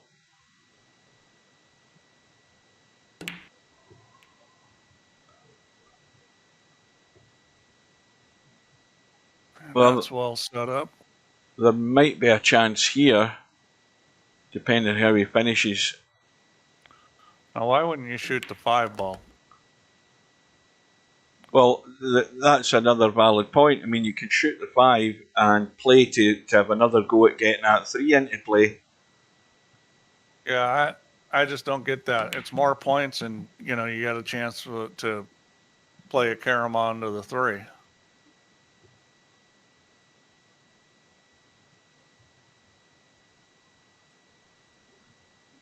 Here we go, shooting at a 1-pointer again. I'm not sure what he's looking at. I guess he's trying to figure out where he's going to get the carom. Well, he pots the 1. He's going to go what looks to be down onto the short rail and kick the 1. Yeah. I would have come out into the middle of the table and played off the 5 for the 3. Because you need to get the 3 out of there. He could have just brought the cue ball out towards the middle of the table and then just played off the edge of the 5 and run into the 3. And I think you're right, Hugh. They need to get the 3 ball in play if you want to run a lot of points. Right, so it makes sense to play a carom to it. There's just been another goal, Tam. and an injury time in the first half, and it is the second goal for England. They're 2-0 up. Gary C just lost control of the TV. Don't you know, Gary C, that's where you hide the control? And when the wife asks you where the control is, you just say, I don't know. Well, that's a common male response to most female questions. Yeah. That's a standard response. They won't think anything's up. Oh, he'll be well schooled in that. Yeah. Yeah, England are looking good. 2-0 up. Except she probably knows that you usually keep your fist around the control all the time. And that can't possibly be true.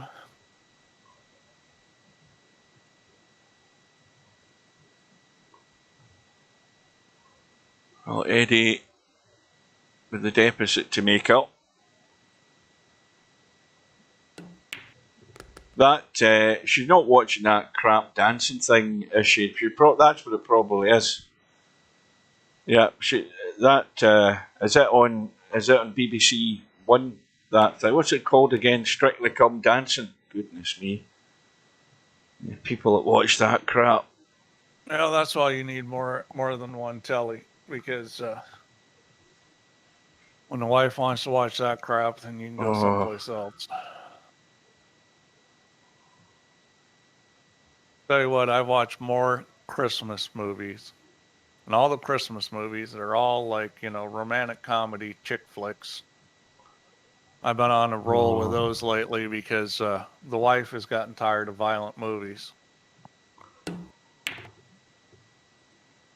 Well, Eddie's run was short and sweet. Hasn't made really any inroads on that deficit. You know what I'm going to do? I'm going to abandon Steve because my stomach's rumbling. I'm going to take care of that deficiency. I'm sure this will still be going when you get back. Oh yeah, I'll be back. I won't be that long. Yeah, there's only certain Christmas movies I watch. I like watching. I've seen the various versions of what do you call it? The Charles Dickens one. Oh wait a minute, I've lost my connection, my phone. What the hell's happened here? Right, that's it. Oh boy, it's not that bad for me, Cobra. I haven't had to start watching until this month. Oh, he just got the extra point there.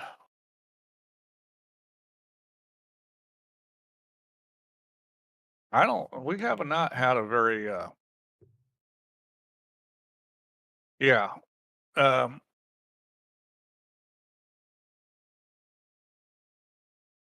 Yeah, I agree with that, Slim, except most women aren't going to consider that a Christmas movie, even though it takes place at Christmas time.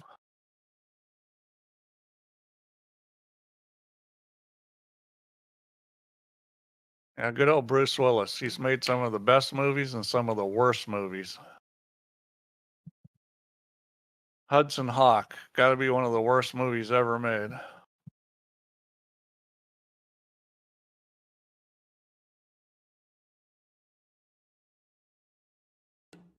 Well, these guys just cannot seem to run very many points. I don't think anybody's run more than about 50 points.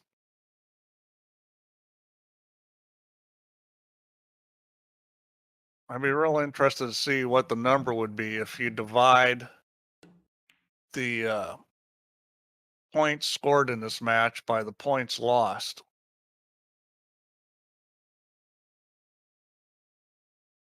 Oh yeah, Alan Rickman was tremendous.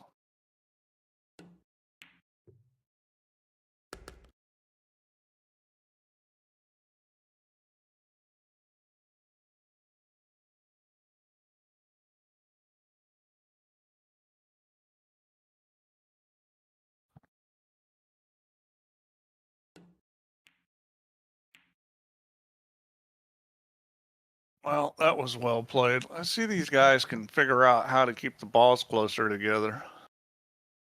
I mean, already that one ball's not in a great spot. But I would imagine he's going to play a carom to the one after this shot.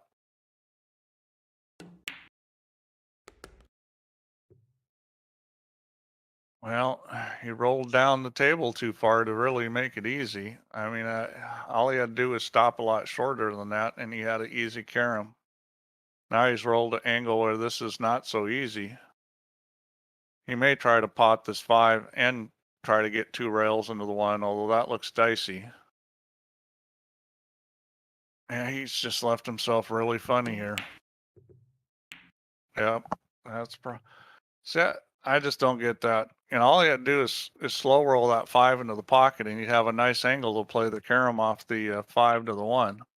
I mean, I'm not really a cowboy player, but that seems pretty obvious to me.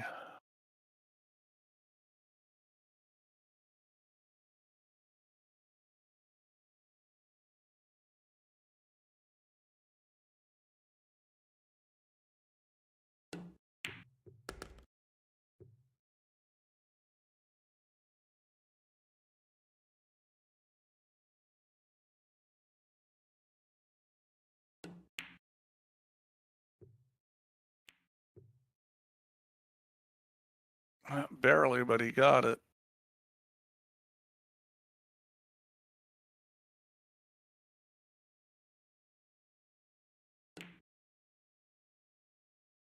That's a good shot there. He didn't have any trouble with the ball close. Maybe Eddie understands how to shoot those shots. Yeah, well, I'm definitely not a pro, but it did help getting on the pool table and playing a little bit to kind of get a better idea about it. And yeah, it is easy to lose your points if you're not being careful.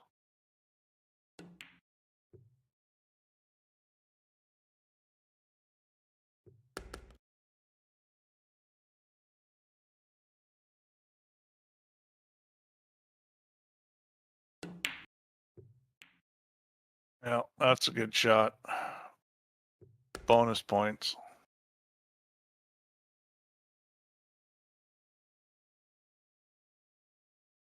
Now, this is probably a good idea to shoot this one ball and get it back on the spot.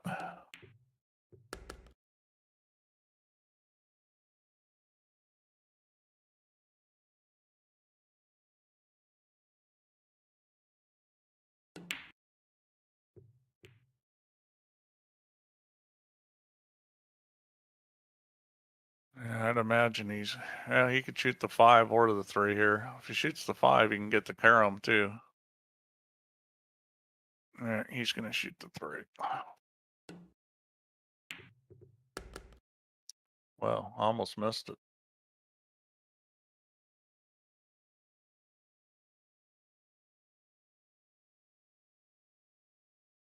Got to be careful of the scratch here. Yeah, and he hit that. Not only did he hit it wrong, but he hit it really hard where he might scratch if he hit the 1. Well, at least he kept the points.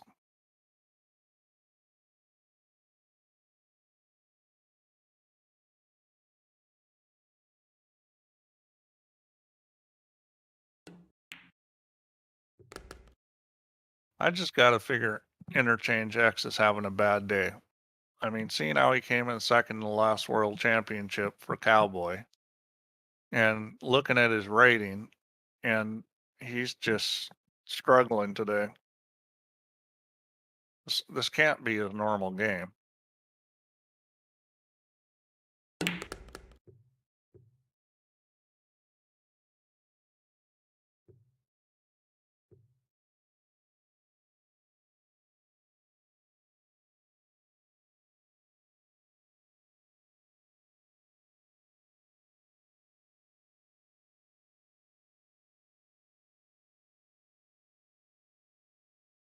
Maybe they ought to dump 9 ball and play Cowboy at the next Moscone Cup.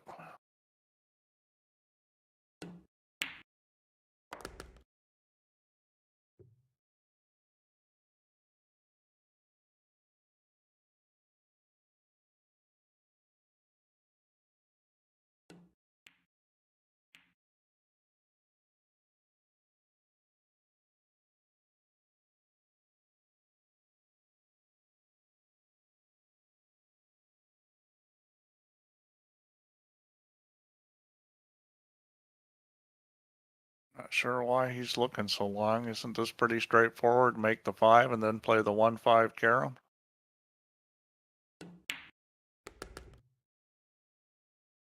And he's rolled too far. Yeah, he'll go forward with this. Oh, he didn't go forward. He played the 5-3 carom and he missed it. I don't get that one. I thought he'd just shoot the 1 and go forward. Right, I'm back, but well, you haven't missed a whole lot. It's been more of the same. Oh, I see why. He was on 90. Okay, my bad. I see what he was doing. He didn't want to risk potting the 1 ball playing that carom. That's why he shot the other one. I am back, but I am not done. I am about to consume my mac and cheese. Oh, I make good mac and cheese. Well, I made this one in a pot. All you do is put hot water in it. Oh, well. That's not good mac and cheese. I made mac and cheese the other night, Vermont cheddar, and I use sodium citrate to make it so that it actually changes the chemically changes the consistency of the cheese. It gets really creamy that way. Oh, you see, I wouldn't have mac and cheese on its own. I would have mac and cheese on toast. Yep. Well, you can do a lot with mac and cheese. You can't beat it. I'll tell you what I like is mac and cheese with broccoli in it. Oh yeah, that's really good. Yeah, I would eat that. Put bacon in it. That's really good. Yeah.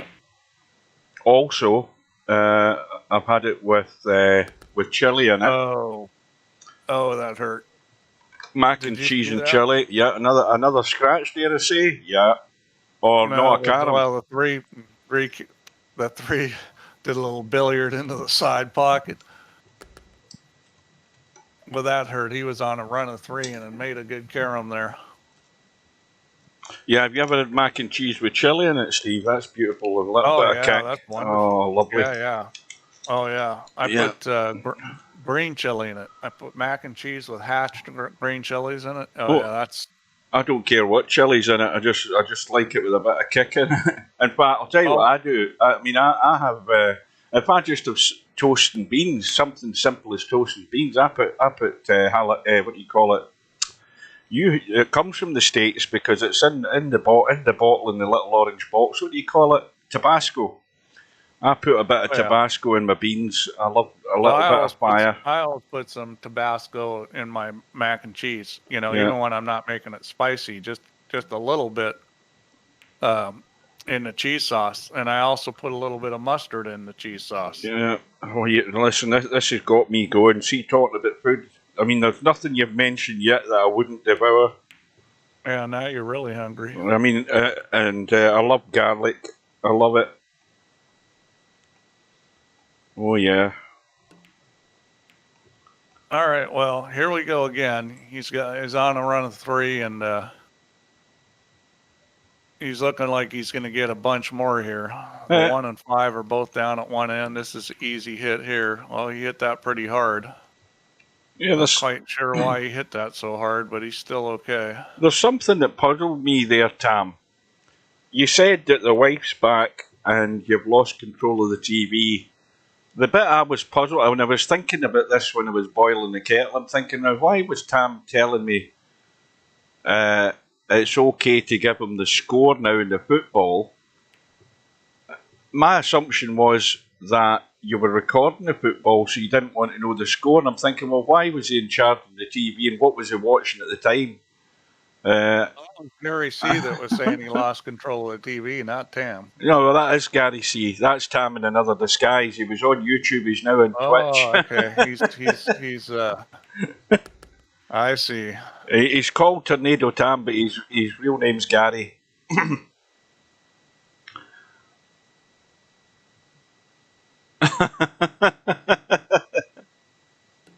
Yeah, right. Well, you know, I mean, you got to be nice to the wife because we all know what happens when you're not nice to the wife. Right. It's never good. I'm going to mute myself because this could be disgusting.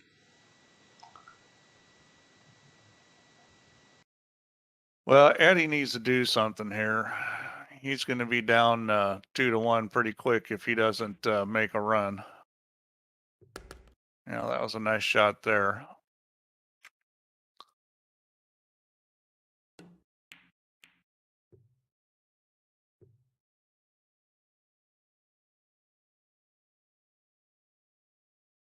See if he goes for the extra point here with the one ball. I certainly would try to get that one ball off the rail.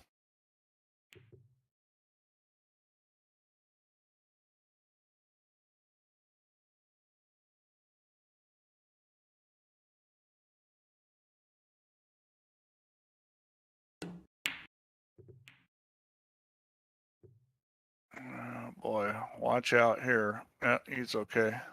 For a second there, it looked like he may not have an easy shot.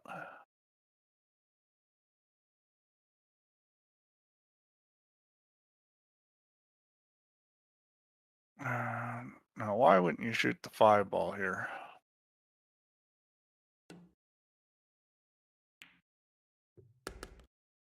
I guess he's figuring he wants this easy carom.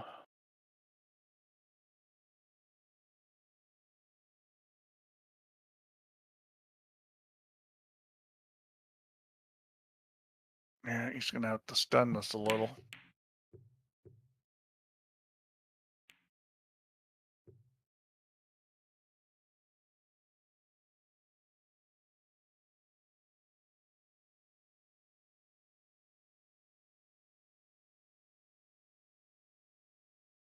Yep, now he's going to shoot the 5 ball, and he's got the easy 5-1 carom. And Eddie needs to get into the 90s here, get back in this game.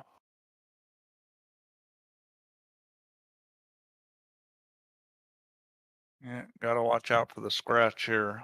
He's going to maybe go forward off the 1. Yeah, that's probably a wise move. Problem is, it's harder to control the 5 ball. I like to then hit and hit it easy and then get the shot on the 5. Oh, he didn't hit it easy. Oh. That's why he wanted to hit it easy, because that side pocket was in play.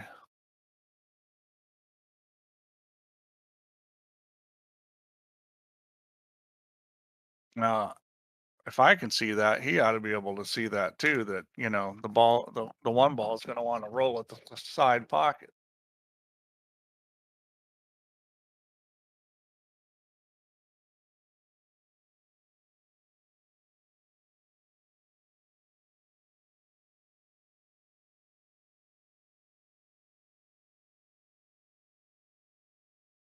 I thought for sure I was playing a safe shot. Let's see. Game frozen. What's going on?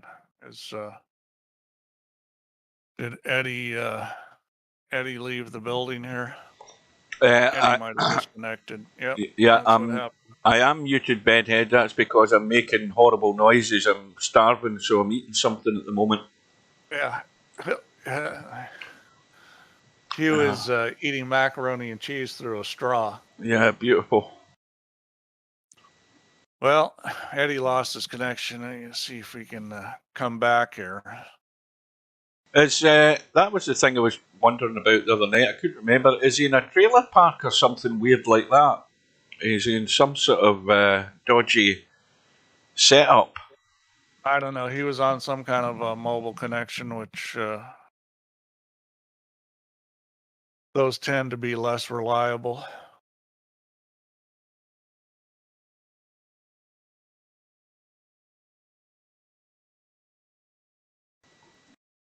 Yeah, the story could be better than that, Hugh. He could be in a mobile trailer park stealing Wi-Fi from his neighbor. I thought that was only Stubb that did that. Oh, well, he gets to shoot this shot over again. So maybe he'll figure it out this time that he needs to hit this really easy. He played it the other way. See, I think the way he played it initially wasn't bad. He just needed to hit it easy. But he's come out good. He's got a shot on the 5, and he can play the carom onto the 1 too if he wishes. And I don't think that's a bad move where the 3 sitting. Play the 5, just gently bump the 1, and then play the 5-3 carom. He decided to do something different. I guess he's going to try to play the 1-5 carom.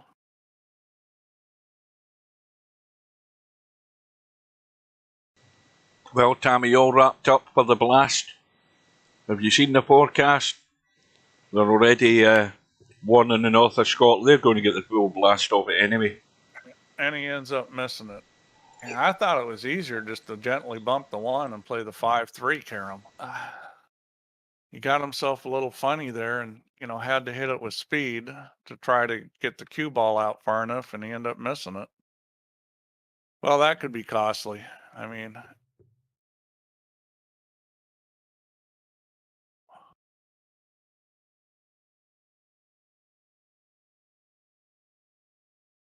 he's certainly not taking advantage of his chances.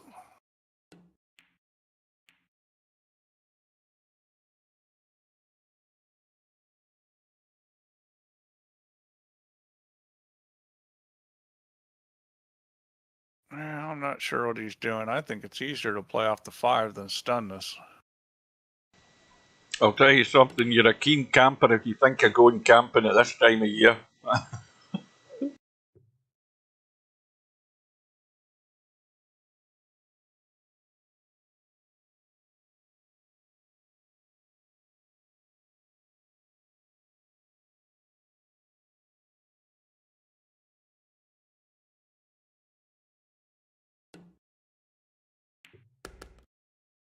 Well, neither one of these guys seems like they want to win this thing. They both keep screwing up. I mean, Interchangex has gotten a couple turns here and not been able to get a point, and then he got 1 point. I mean, that's with balls in play too. And Eddie, I don't even want to talk about because everybody's seen what's going on with him.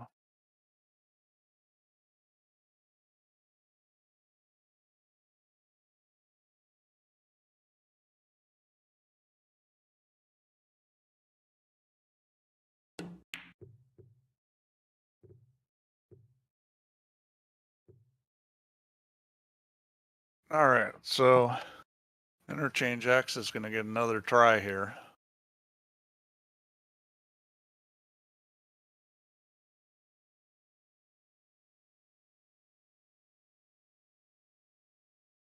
Yeah, that's going to be a little tricky if he's going to play off of that 1 ball. He's thinking better of it right now. I mean, this is actually not that easy a situation. I'm sure a billiard player would know what to do here, and I'm not a billiard player. He's going around. The This old is a three good railer, idea. that's a billiard player's answer. Tam Well, knows you got a that. couple ways. You had a couple ways to hit that 3 ball. That was Yeah, well played. I would have played that 5 minutes ago, no hesitation.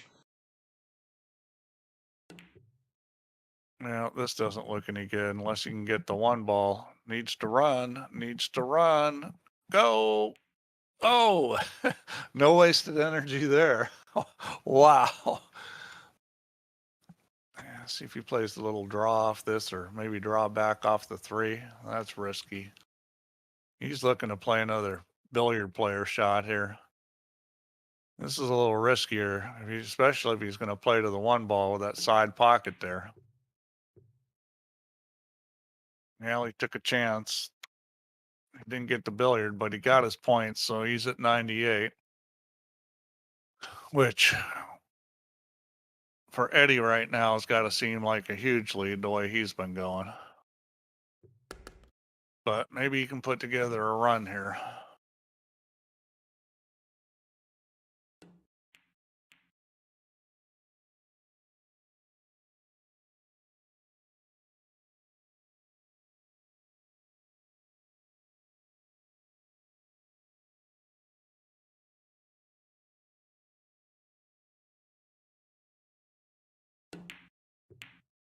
Watch out. Boy, one thing I think Eddie needs to learn is not to hit the ball so hard, because that's just bringing all kinds of trouble into play. I mean, he's lucky the one ball didn't pot. He's lucky he didn't scratch. I mean, he got lucky twice that shot.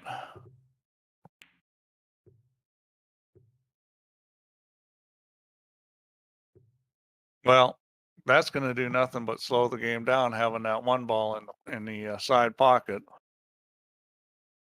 And it's not like we weren't already going slow. Yeah, you've just got to wait. You just got to wait on a tactical moment to actually get rid of that one and take the foul. That's if you want the game. Like that's if either how hard he hit the balls. Yeah, that's if you're Eddie. I mean, Interchangex can just bide his time, but Eddie's going to have to hit, make though. a move. This is craziness. I would be playing off the 3. He's just going to play safe. I would have played off the 3, because you could play off the 3 without making a 1 and hit the 5. That shot was there, I think.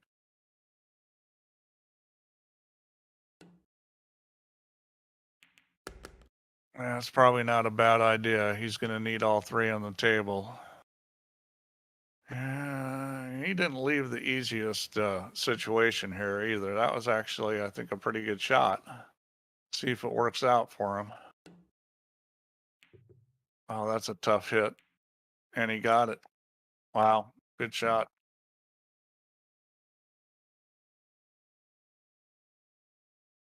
Well, this isn't going to be the easiest, but it's certainly not anything undoable. It's basically a stun shot.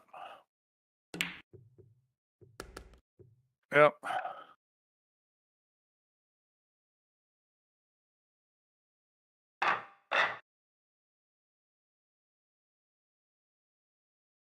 Well, I'll be surprised if Interchangex doesn't win this game.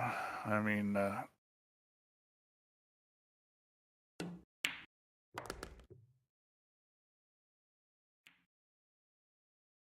It's now 3-0 to England. They're cruising. I'd like to see Interchangex pop off a big run right off the bat here. Get this thing started, make Fast Eddie have to play to come and get him. I mean, ideally, that's what you want to do in a game like this, is make the guy have to come and get you. If you go back and forth, then, it's up for grabs. If you pop off a big run, then, doesn't mean you're going to win, but the guy's got to come and get you. He's going to have to do something. He can't just play mediocre and get there.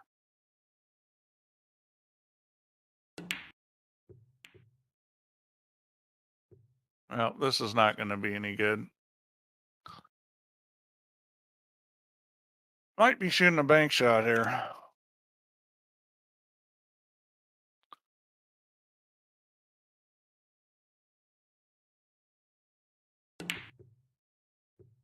Yeah, hit it good, but not good enough.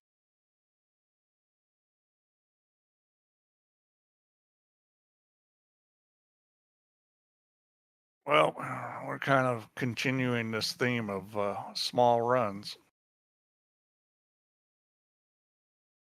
I would think Eddie would take this easy carom and then shoot the 5. I'm not sure what he's looking at.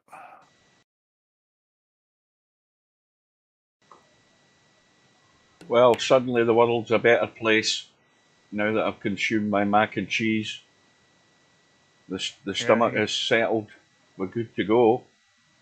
He tried the two-way shot there instead of the easy carom, which wasn't a bad idea, but he didn't get it. Well, has any... Excuse me, that's my mac and cheese coming back on me. Has nobody's had a 50 tonight? I don't think so. I mean, it's been just a lot of short runs, a lot of giving points back. I think we've had a 42 or something, but I don't think we've had anything. I mean, a lot of points have over been 50. given back just because of bad ball speed and Well, the other reason's carelessness, or I guess just not knowing where the cue ball is going. But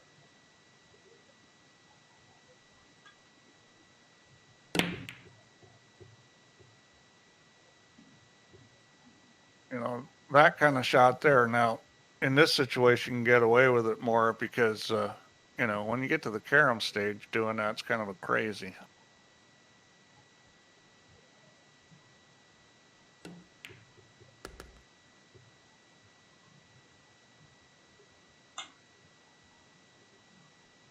Well, maybe Fast Eddie can get on a roll. You never know. Gets on a roll here, it could be 2-2.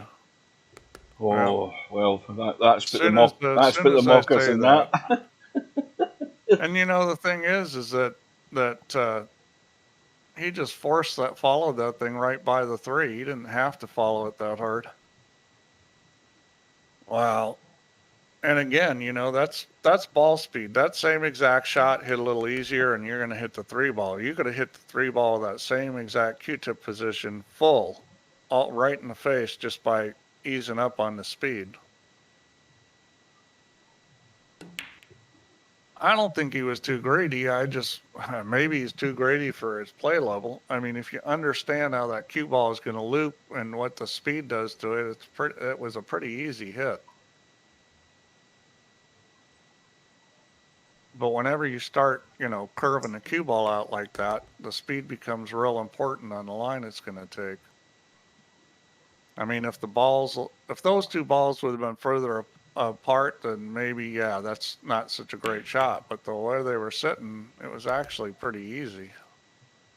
How's that finished?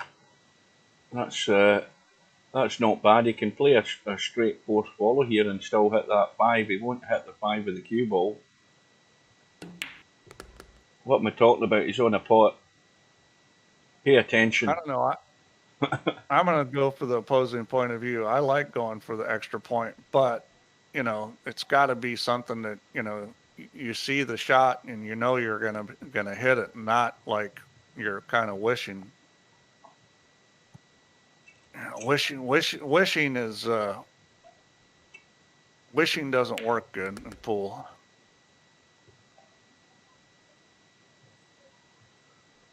That's a good enough line.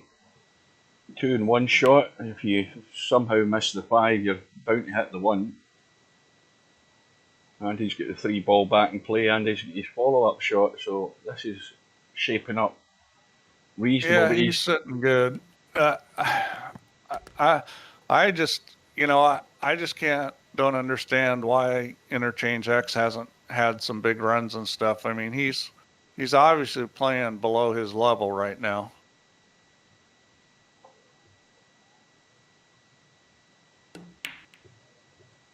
Maybe he's watching the football at the same time he's playing. Well, these guys are from the States. They're not interested in England. Oh, you'd be surprised. Some people are. There's some people that there's definitely people here that watch a lot of football. Are you kidding? Oh, these 2 guys probably don't even know the World Cup's on. They'll be into baseball and that girdly American football stuff that he's playing. American football is a great spectator sport. Oh, it is. Matter of fact, I take it back because we used to go to it. Mind you, they weren't playing the same standard that the big pros in the States play it, but we used to go to Edinburgh to watch. We went to Murrayfield to watch what was the name of the American team? football is the best spectator sport. Well, it is because it's a day out. I mean, that's the one thing that Americans have got sorted out. I mean, you go to American football, 2-3 hours before it, you're eating and drinking.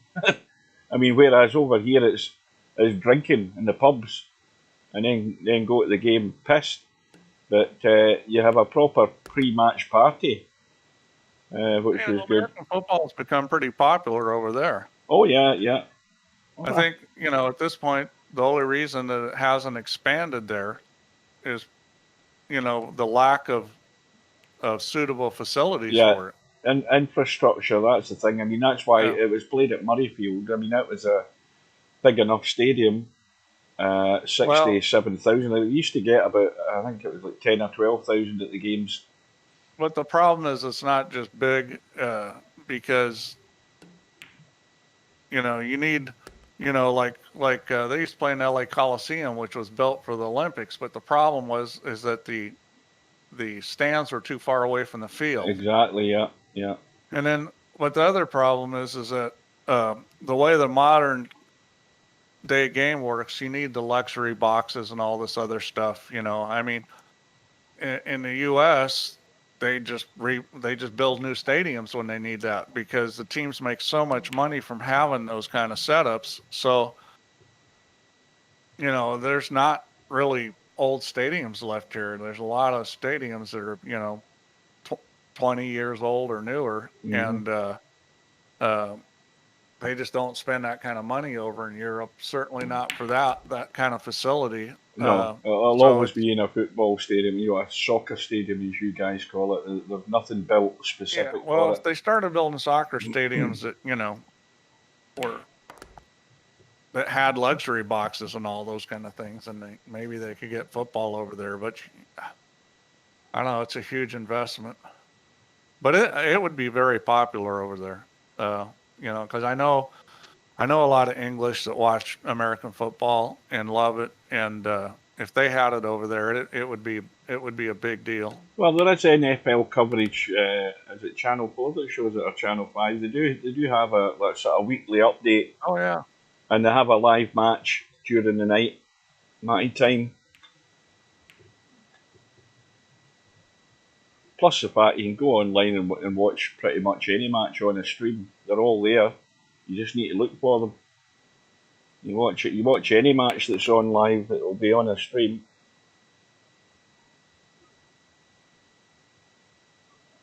Well, this is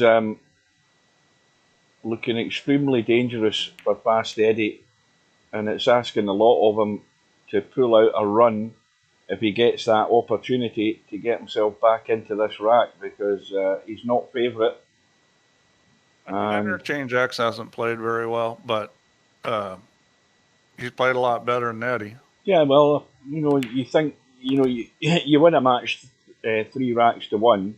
You don't think you've played well, but here's the good news: you're still on the winner's side, and you can always get better again next match. That's and the way tournaments are, uh, you're not going to always play that great, and the key to winning tournaments is having those matches when you have an easier draw. Mm-hmm. And you're going to need some luck, and things are going to need to go your way. When you play somebody that's really good, that's when you need to play great. Yeah, all those sports bars. A lot of the sports bars have nights for the Super Bowl when it's on, and they make an event of it. Well, that was well done here. See if he goes for the. Oh, okay, he went that way. Well, this is going to be dead as far as a pot goes. He's going to have to pull off Well, he's going a to have to stroke with shoot the this 5 ball, 5 ball. or bank the 3, and then he's running the cue ball. Though that's the problem No, with he'll that shoot shot. the 5 ball. That bank on the 3 is not any kind of easy bank at that angle. And that wasn't close. Yeah, the 10-footers caught him out again. Well, here you go, Eddie. Yeah, Eddie's getting down to the The do or run, die sort of situation here pretty quick. run of 33 takes him to 75.27. Eddie's got an open table. I think I'd be potting the 1 and playing the 1-3 card. Well, Tam, Super Bowl's that's a whole nother story there because I mean that's just a show. I mean that's Super Bowl's kind of a special thing.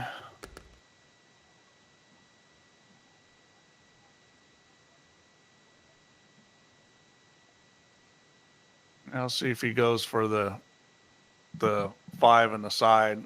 Well, I'd be playing. I'd be the playing. easier carom. I'd be playing. Well, it's the carom, 1 to the 3, but I'd be playing it gentle that I've got a shot in the 5. I want to get the 5 ball scoring. He's going the danger You to can go shoot. for this. You're going to risk a scratch doing it if you do go for the 5. And he's missed both of them. I don't get that. If you're just going to not play the 5 on the side, why not just play the 1-3, Karam? That looked like it was easier. Well, that could be fatal because I think it'll be a bad visit here if Interchangex can't get himself to 90 and get started in these caroms. Over and over and over again, I keep thinking Interchangex is going to pop off a big run or do this and that, and then it doesn't happen. You would think he'd get to 90 here. What are we, 2.5 hours for this match so far?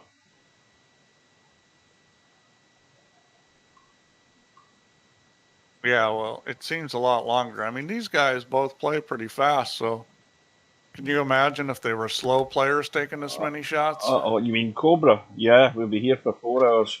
I didn't say that, Cobra. Yeah. You did.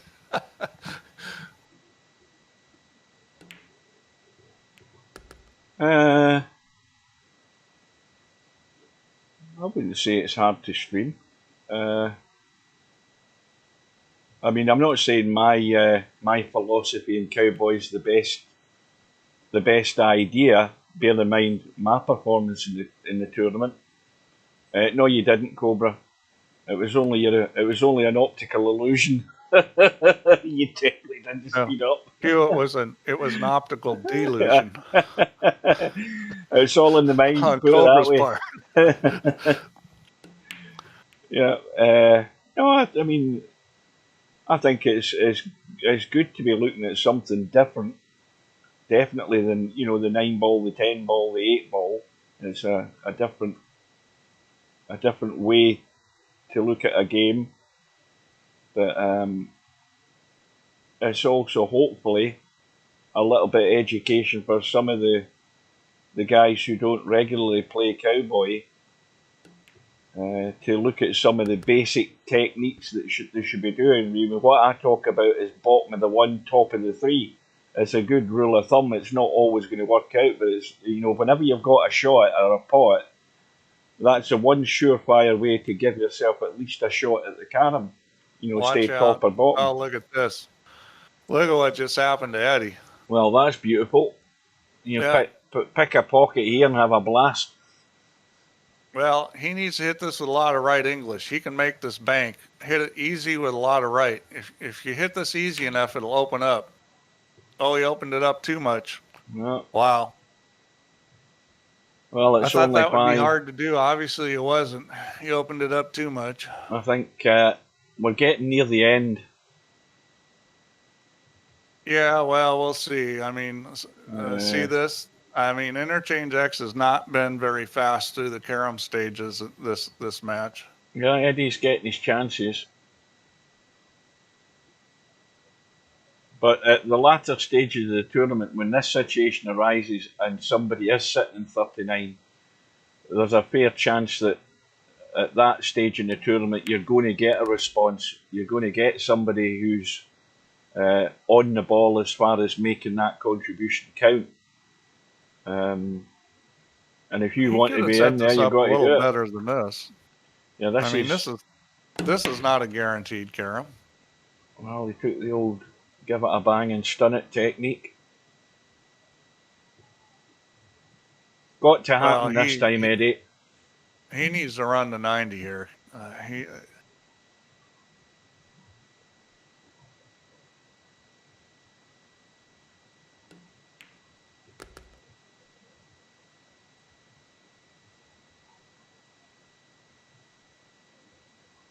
Well, Cobra, I'll give you a little tip that will help you. When you're bringing the cue ball off the object ball at a 30-degree angle, it's difficult to change that. Like, if you hit it with a little top spin or roll it, it's going to go at the same angle. You can stun it. You can stun it to try to bring it back a little.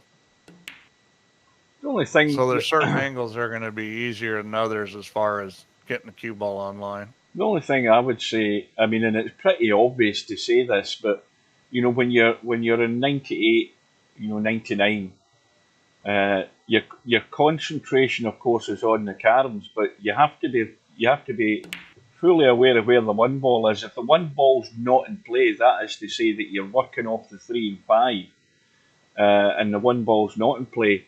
Some point during that carom phase, you have to work your way to the one ball and get it into play, where it's going to give you that chance of a shot out. And when you play the last carom to get to 100, you must be fully focused on where this cue ball's going to roll in relation to where the one ball is, because everything else falls into place for most Cowboy regular players. You know, you're either doing the thin cut, or you're doing the stun off the ball into the corner, or a force follow into the side. You know, you've just got to focus on the one ball the nearer you get to 101, so that you can work with it or get it into a better position. The worst thing I got another idea. I got another idea how to practice it. Play English billiards. Well, any sort of billiard English game. Billiards, you have that shot called a loser, where you take the cue ball off an object ball. Yeah. You do that all the time. Yeah. Start playing English billiards, you'll learn how to scratch. Not too many people play English billiards here, but if we had an English billiards world championship, Napnicker might be the only one that got in. Well, Irby would be in. It'd be a bit like a bedhead. It'd be a bedhead Albinario type final in one pocket, because there'd only be the two of them in it. Maybe Wizards Slim would play. Slim would play in that. There'd be three. Slim would play. Probably 4. Wizard Cheat would sign up, but you would have Napnicker and Irby, and maybe Jose would sign up for the English billiards. There's 3 in that. Well, you would have a full field if the field maximum was 4, Slim. I'll grant you that.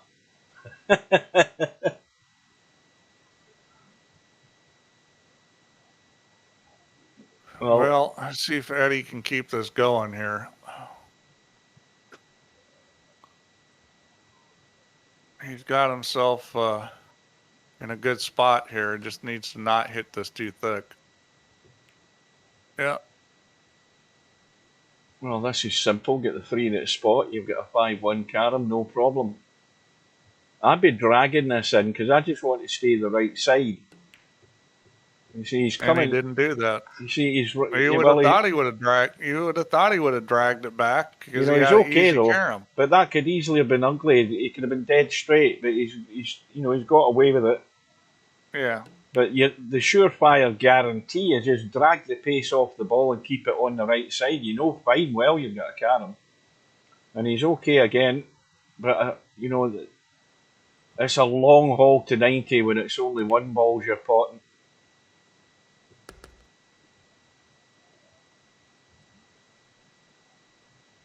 What really needs to happen is play a carom and knock the 5 in as well, and that way he's well in the game. And now he's struggling again. This could go loose, and I mean, this is what, 24 points. Wave bye-bye to them with this shot, if he lets it rip.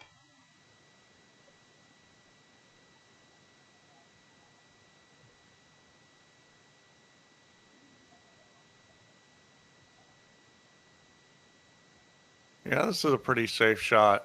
See how many rails he goes to get around for the carom. Now, is Eddie still in the building? Yeah, maybe not. I'm wondering if we're going to get the pop-up in a sec. Oh no, he's alive. And he's set up again for the follow-up. That was well played.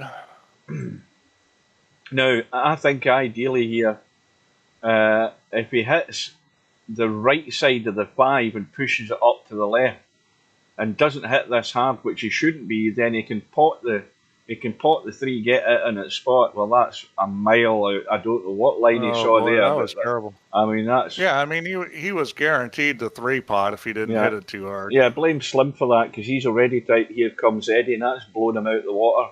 29, still 15 short of the target, and unfortunately, well, it's a stun.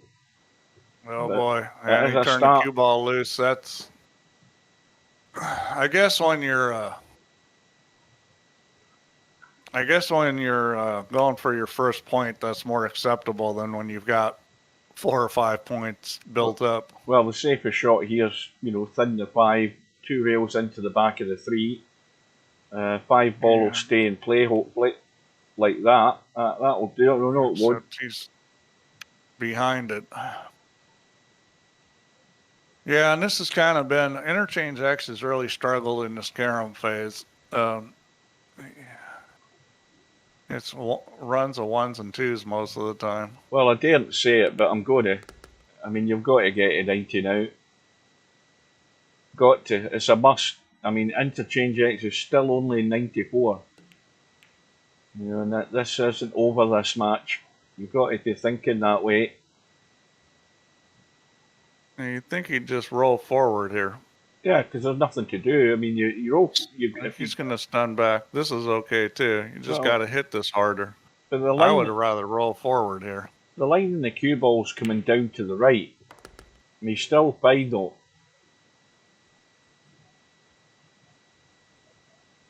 Pushing the 5 down towards the bottom left. Again, gentle enough to keep it in play. He's on 84, so this will take him to 85. He wants to keep that 5 ball in play, so he's potting it, and that's him definitely on 90. And that'll do it. Little bounce. Now, you've got to look at, I mean, the natural path is running up to the left, so if you go up past the side pocket high enough, well, he's staying short. I don't like this line. This is no good. This is running loose again here with this shot. He had to be the same distance above that 5 ball, then he had an easy carom to the 1. This is taking a risk. And he's got to think about the 5 ball.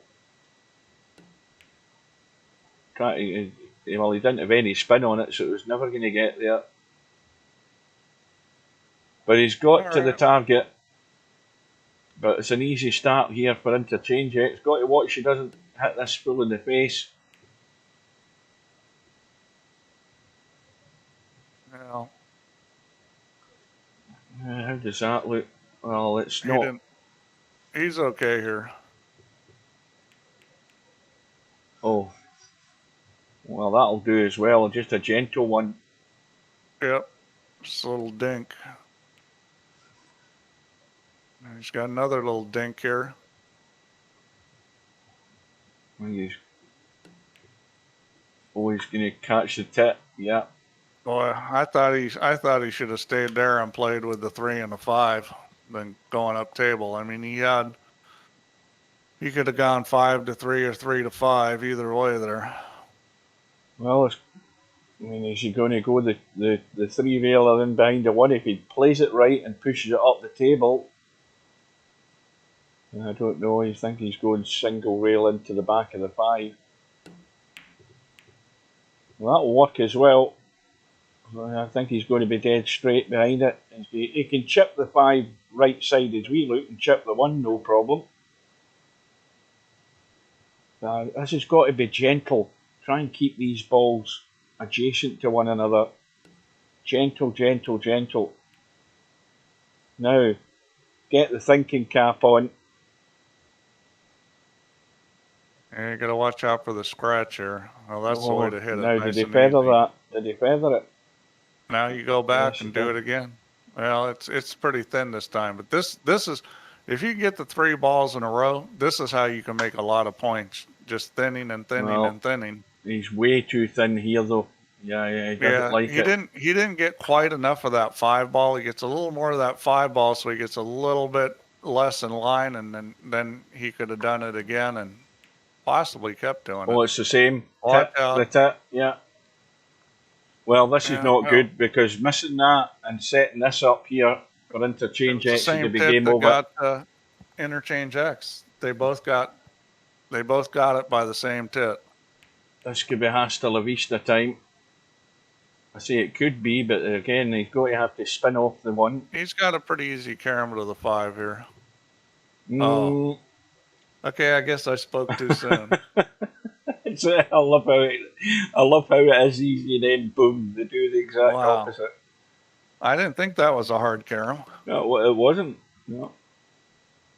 Now, again, do you play this with a wee bit more vigour to get the one up the table and bump the 5? I think I'd be hitting this with a bit more juice.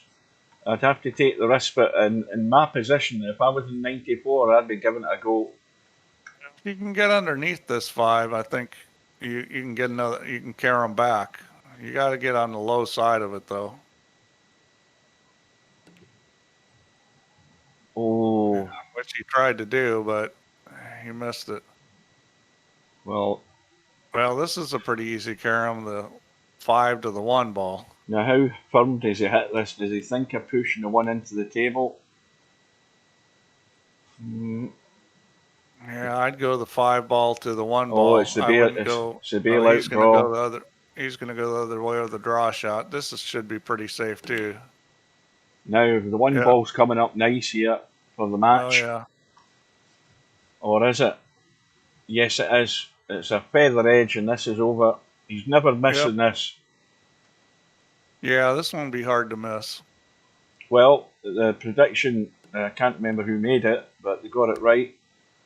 Interchangex. Somebody said 3 to 1. Yeah, he wins the match 3 racks to 1. We'll have a quick look at the bracket. Now, where were they in the bracket? Down the bottom there. So now, well, Tam mentioned it earlier, didn't he? Tam is waiting on the winner of that match, and well, it should be interesting to say the least. You know, Tam didn't see anything that's going to scare him that much. Well, he shouldn't be that afraid. But then again, as we say, Interchangex is a bad match. He's won it. He hasn't really scored consistently enough that you would put him in contention, really. But if he hits his form against Tam, it could be a different story. And likewise with Tam, because Tam can score. I think it's a close call with that match. Above that, we have Cobra and Mr. Fox. That is going to be a cracker to watch. Don't know what's the deadline for these matches. December the 18th, so there's plenty of time. The chances are that we played maybe on a night when I'm going to bed. Hopefully not Christmas week. It would need to be before that anyway, won't it? That'll be the Sunday. Sunday's the deadline. Sunday the 18th, I think. And above that, we have we've still got a second round match. Sorry, we got no matches scheduled right now.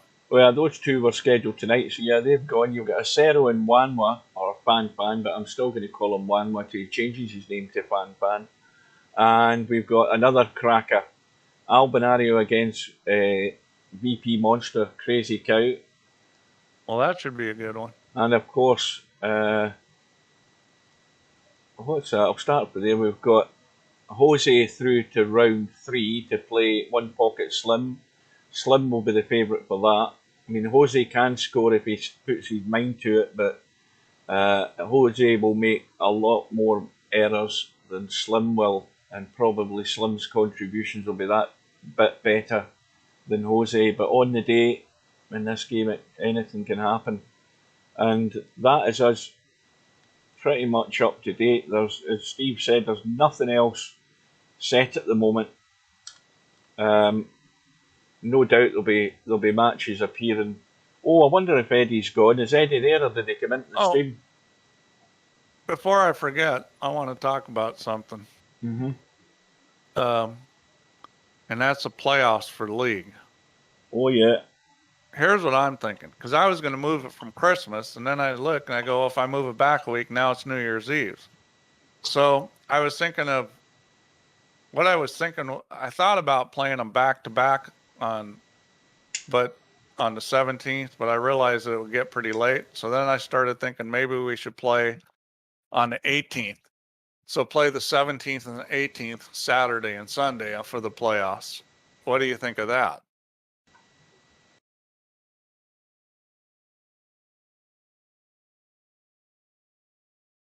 Well, I mean, I'm trying to figure out what's going to work, because we can't just keep it Saturday, or we're going to have to wait 3 weeks because we can't play Christmas Eve and we can't play New Year's Eve. So, I mean, that's crazy.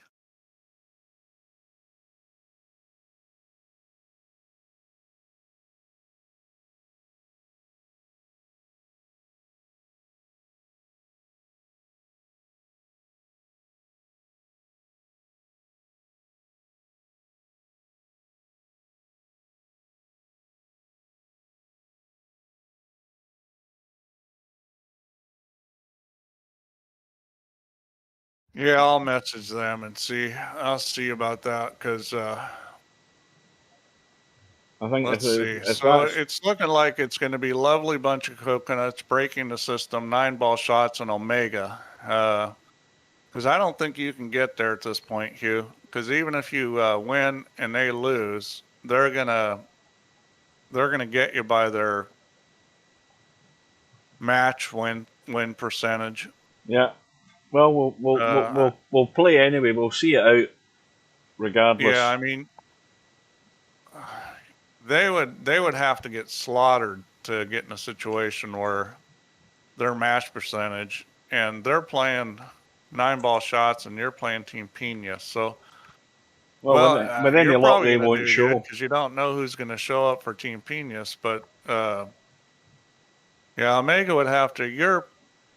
Let's see, you got 5 less wins than them in matches. So Hang on a minute, Steve. Hang on a minute, Eddie. We've got a question to ask you before you it's go. possible. Oh, What the hell happened in that first rack, or do you even know what happened in the first rack when you were in '89? Because we're all scratching our heads. We've came to the conclusion that you have a limited HUD, and therefore the HUD isn't shown until you right-click your mouse, and therefore you didn't know that you were in '89. Or am I muted and nobody can hear me? I can hear you. I take it these people can hear me. I'm getting notified. Most of them have gone. I think that's the problem. Yeah, Because, that was crazy. Something crazy. The first rack. yeah, Because you obviously didn't realize that you could just pot the one ball. You thought you were on caroms and you weren't because you were on 89 points. Yeah, and he didn't get rid of the one ball, and then consequently he lost the rack. Anyway, Well, I think the word numpty might have been said a couple times. Well, it certainly was. Because we couldn't fathom out what the hell Eddie was doing, and Eddie might have gone, or maybe he's actually scratching his head saying, "Well, I didn't see a problem." But I've just realised my mic's pushed into the headset there. I'm wondering whether you could hear me. But anyway, well done to Interchangex. Good luck, Eddie, on the one-loss side, because it's anybody's game. You know, if you've played your worst game tonight, I always say it, your next game and the game after that can just get better and better. It'll certainly need to be. But I think there's 2 or 3 good matches to look forward to. I just hope that I can get them. I think they'll need to start at 6 o'clock at night for me, because there's no way I'm going to be here on Christmas week. I'll be gone. Fast Eddie says I have no illusions. He's still not answered the question. Do you realise what was going on in the first rack, Eddie? I don't know whether he get any idea what we're talking about. Anyway, the England game's almost over, and I think, well, Eddie will explain it another time. Unless Steve's got anything else to add. No, I don't. Thanks for watching the stream, guys, and I guess we'll see you next time we get a match scheduled. Yeah, there's no doubt they'll come up. So with that, I think it's time to bid you good night. The England game is almost over. They're into injury time. In fact, it is over pretty much. So well done to them. Thanks to Steve for joining us. Sorry about the Discord issues, but we're blaming Steve for it. I thought it was Yeah, me. well, certainly some of it was my fault. Yeah, but I couldn't figure out how to get my headphone to work, and it still doesn't. well, I mean, I don't know whether. I mean, Discord automatically updates itself. There's not a button, and see, that's another thing. There's not a button in Discord that I can see that allows you to check for updates. It's just I just don't like it. But anyway, thanks all for watching, guys. Take care, and if I don't see you again before Christmas, have a nice Christmas. Oh, you'll be back. Right. Good night, All right, guys. good night, all. See you later.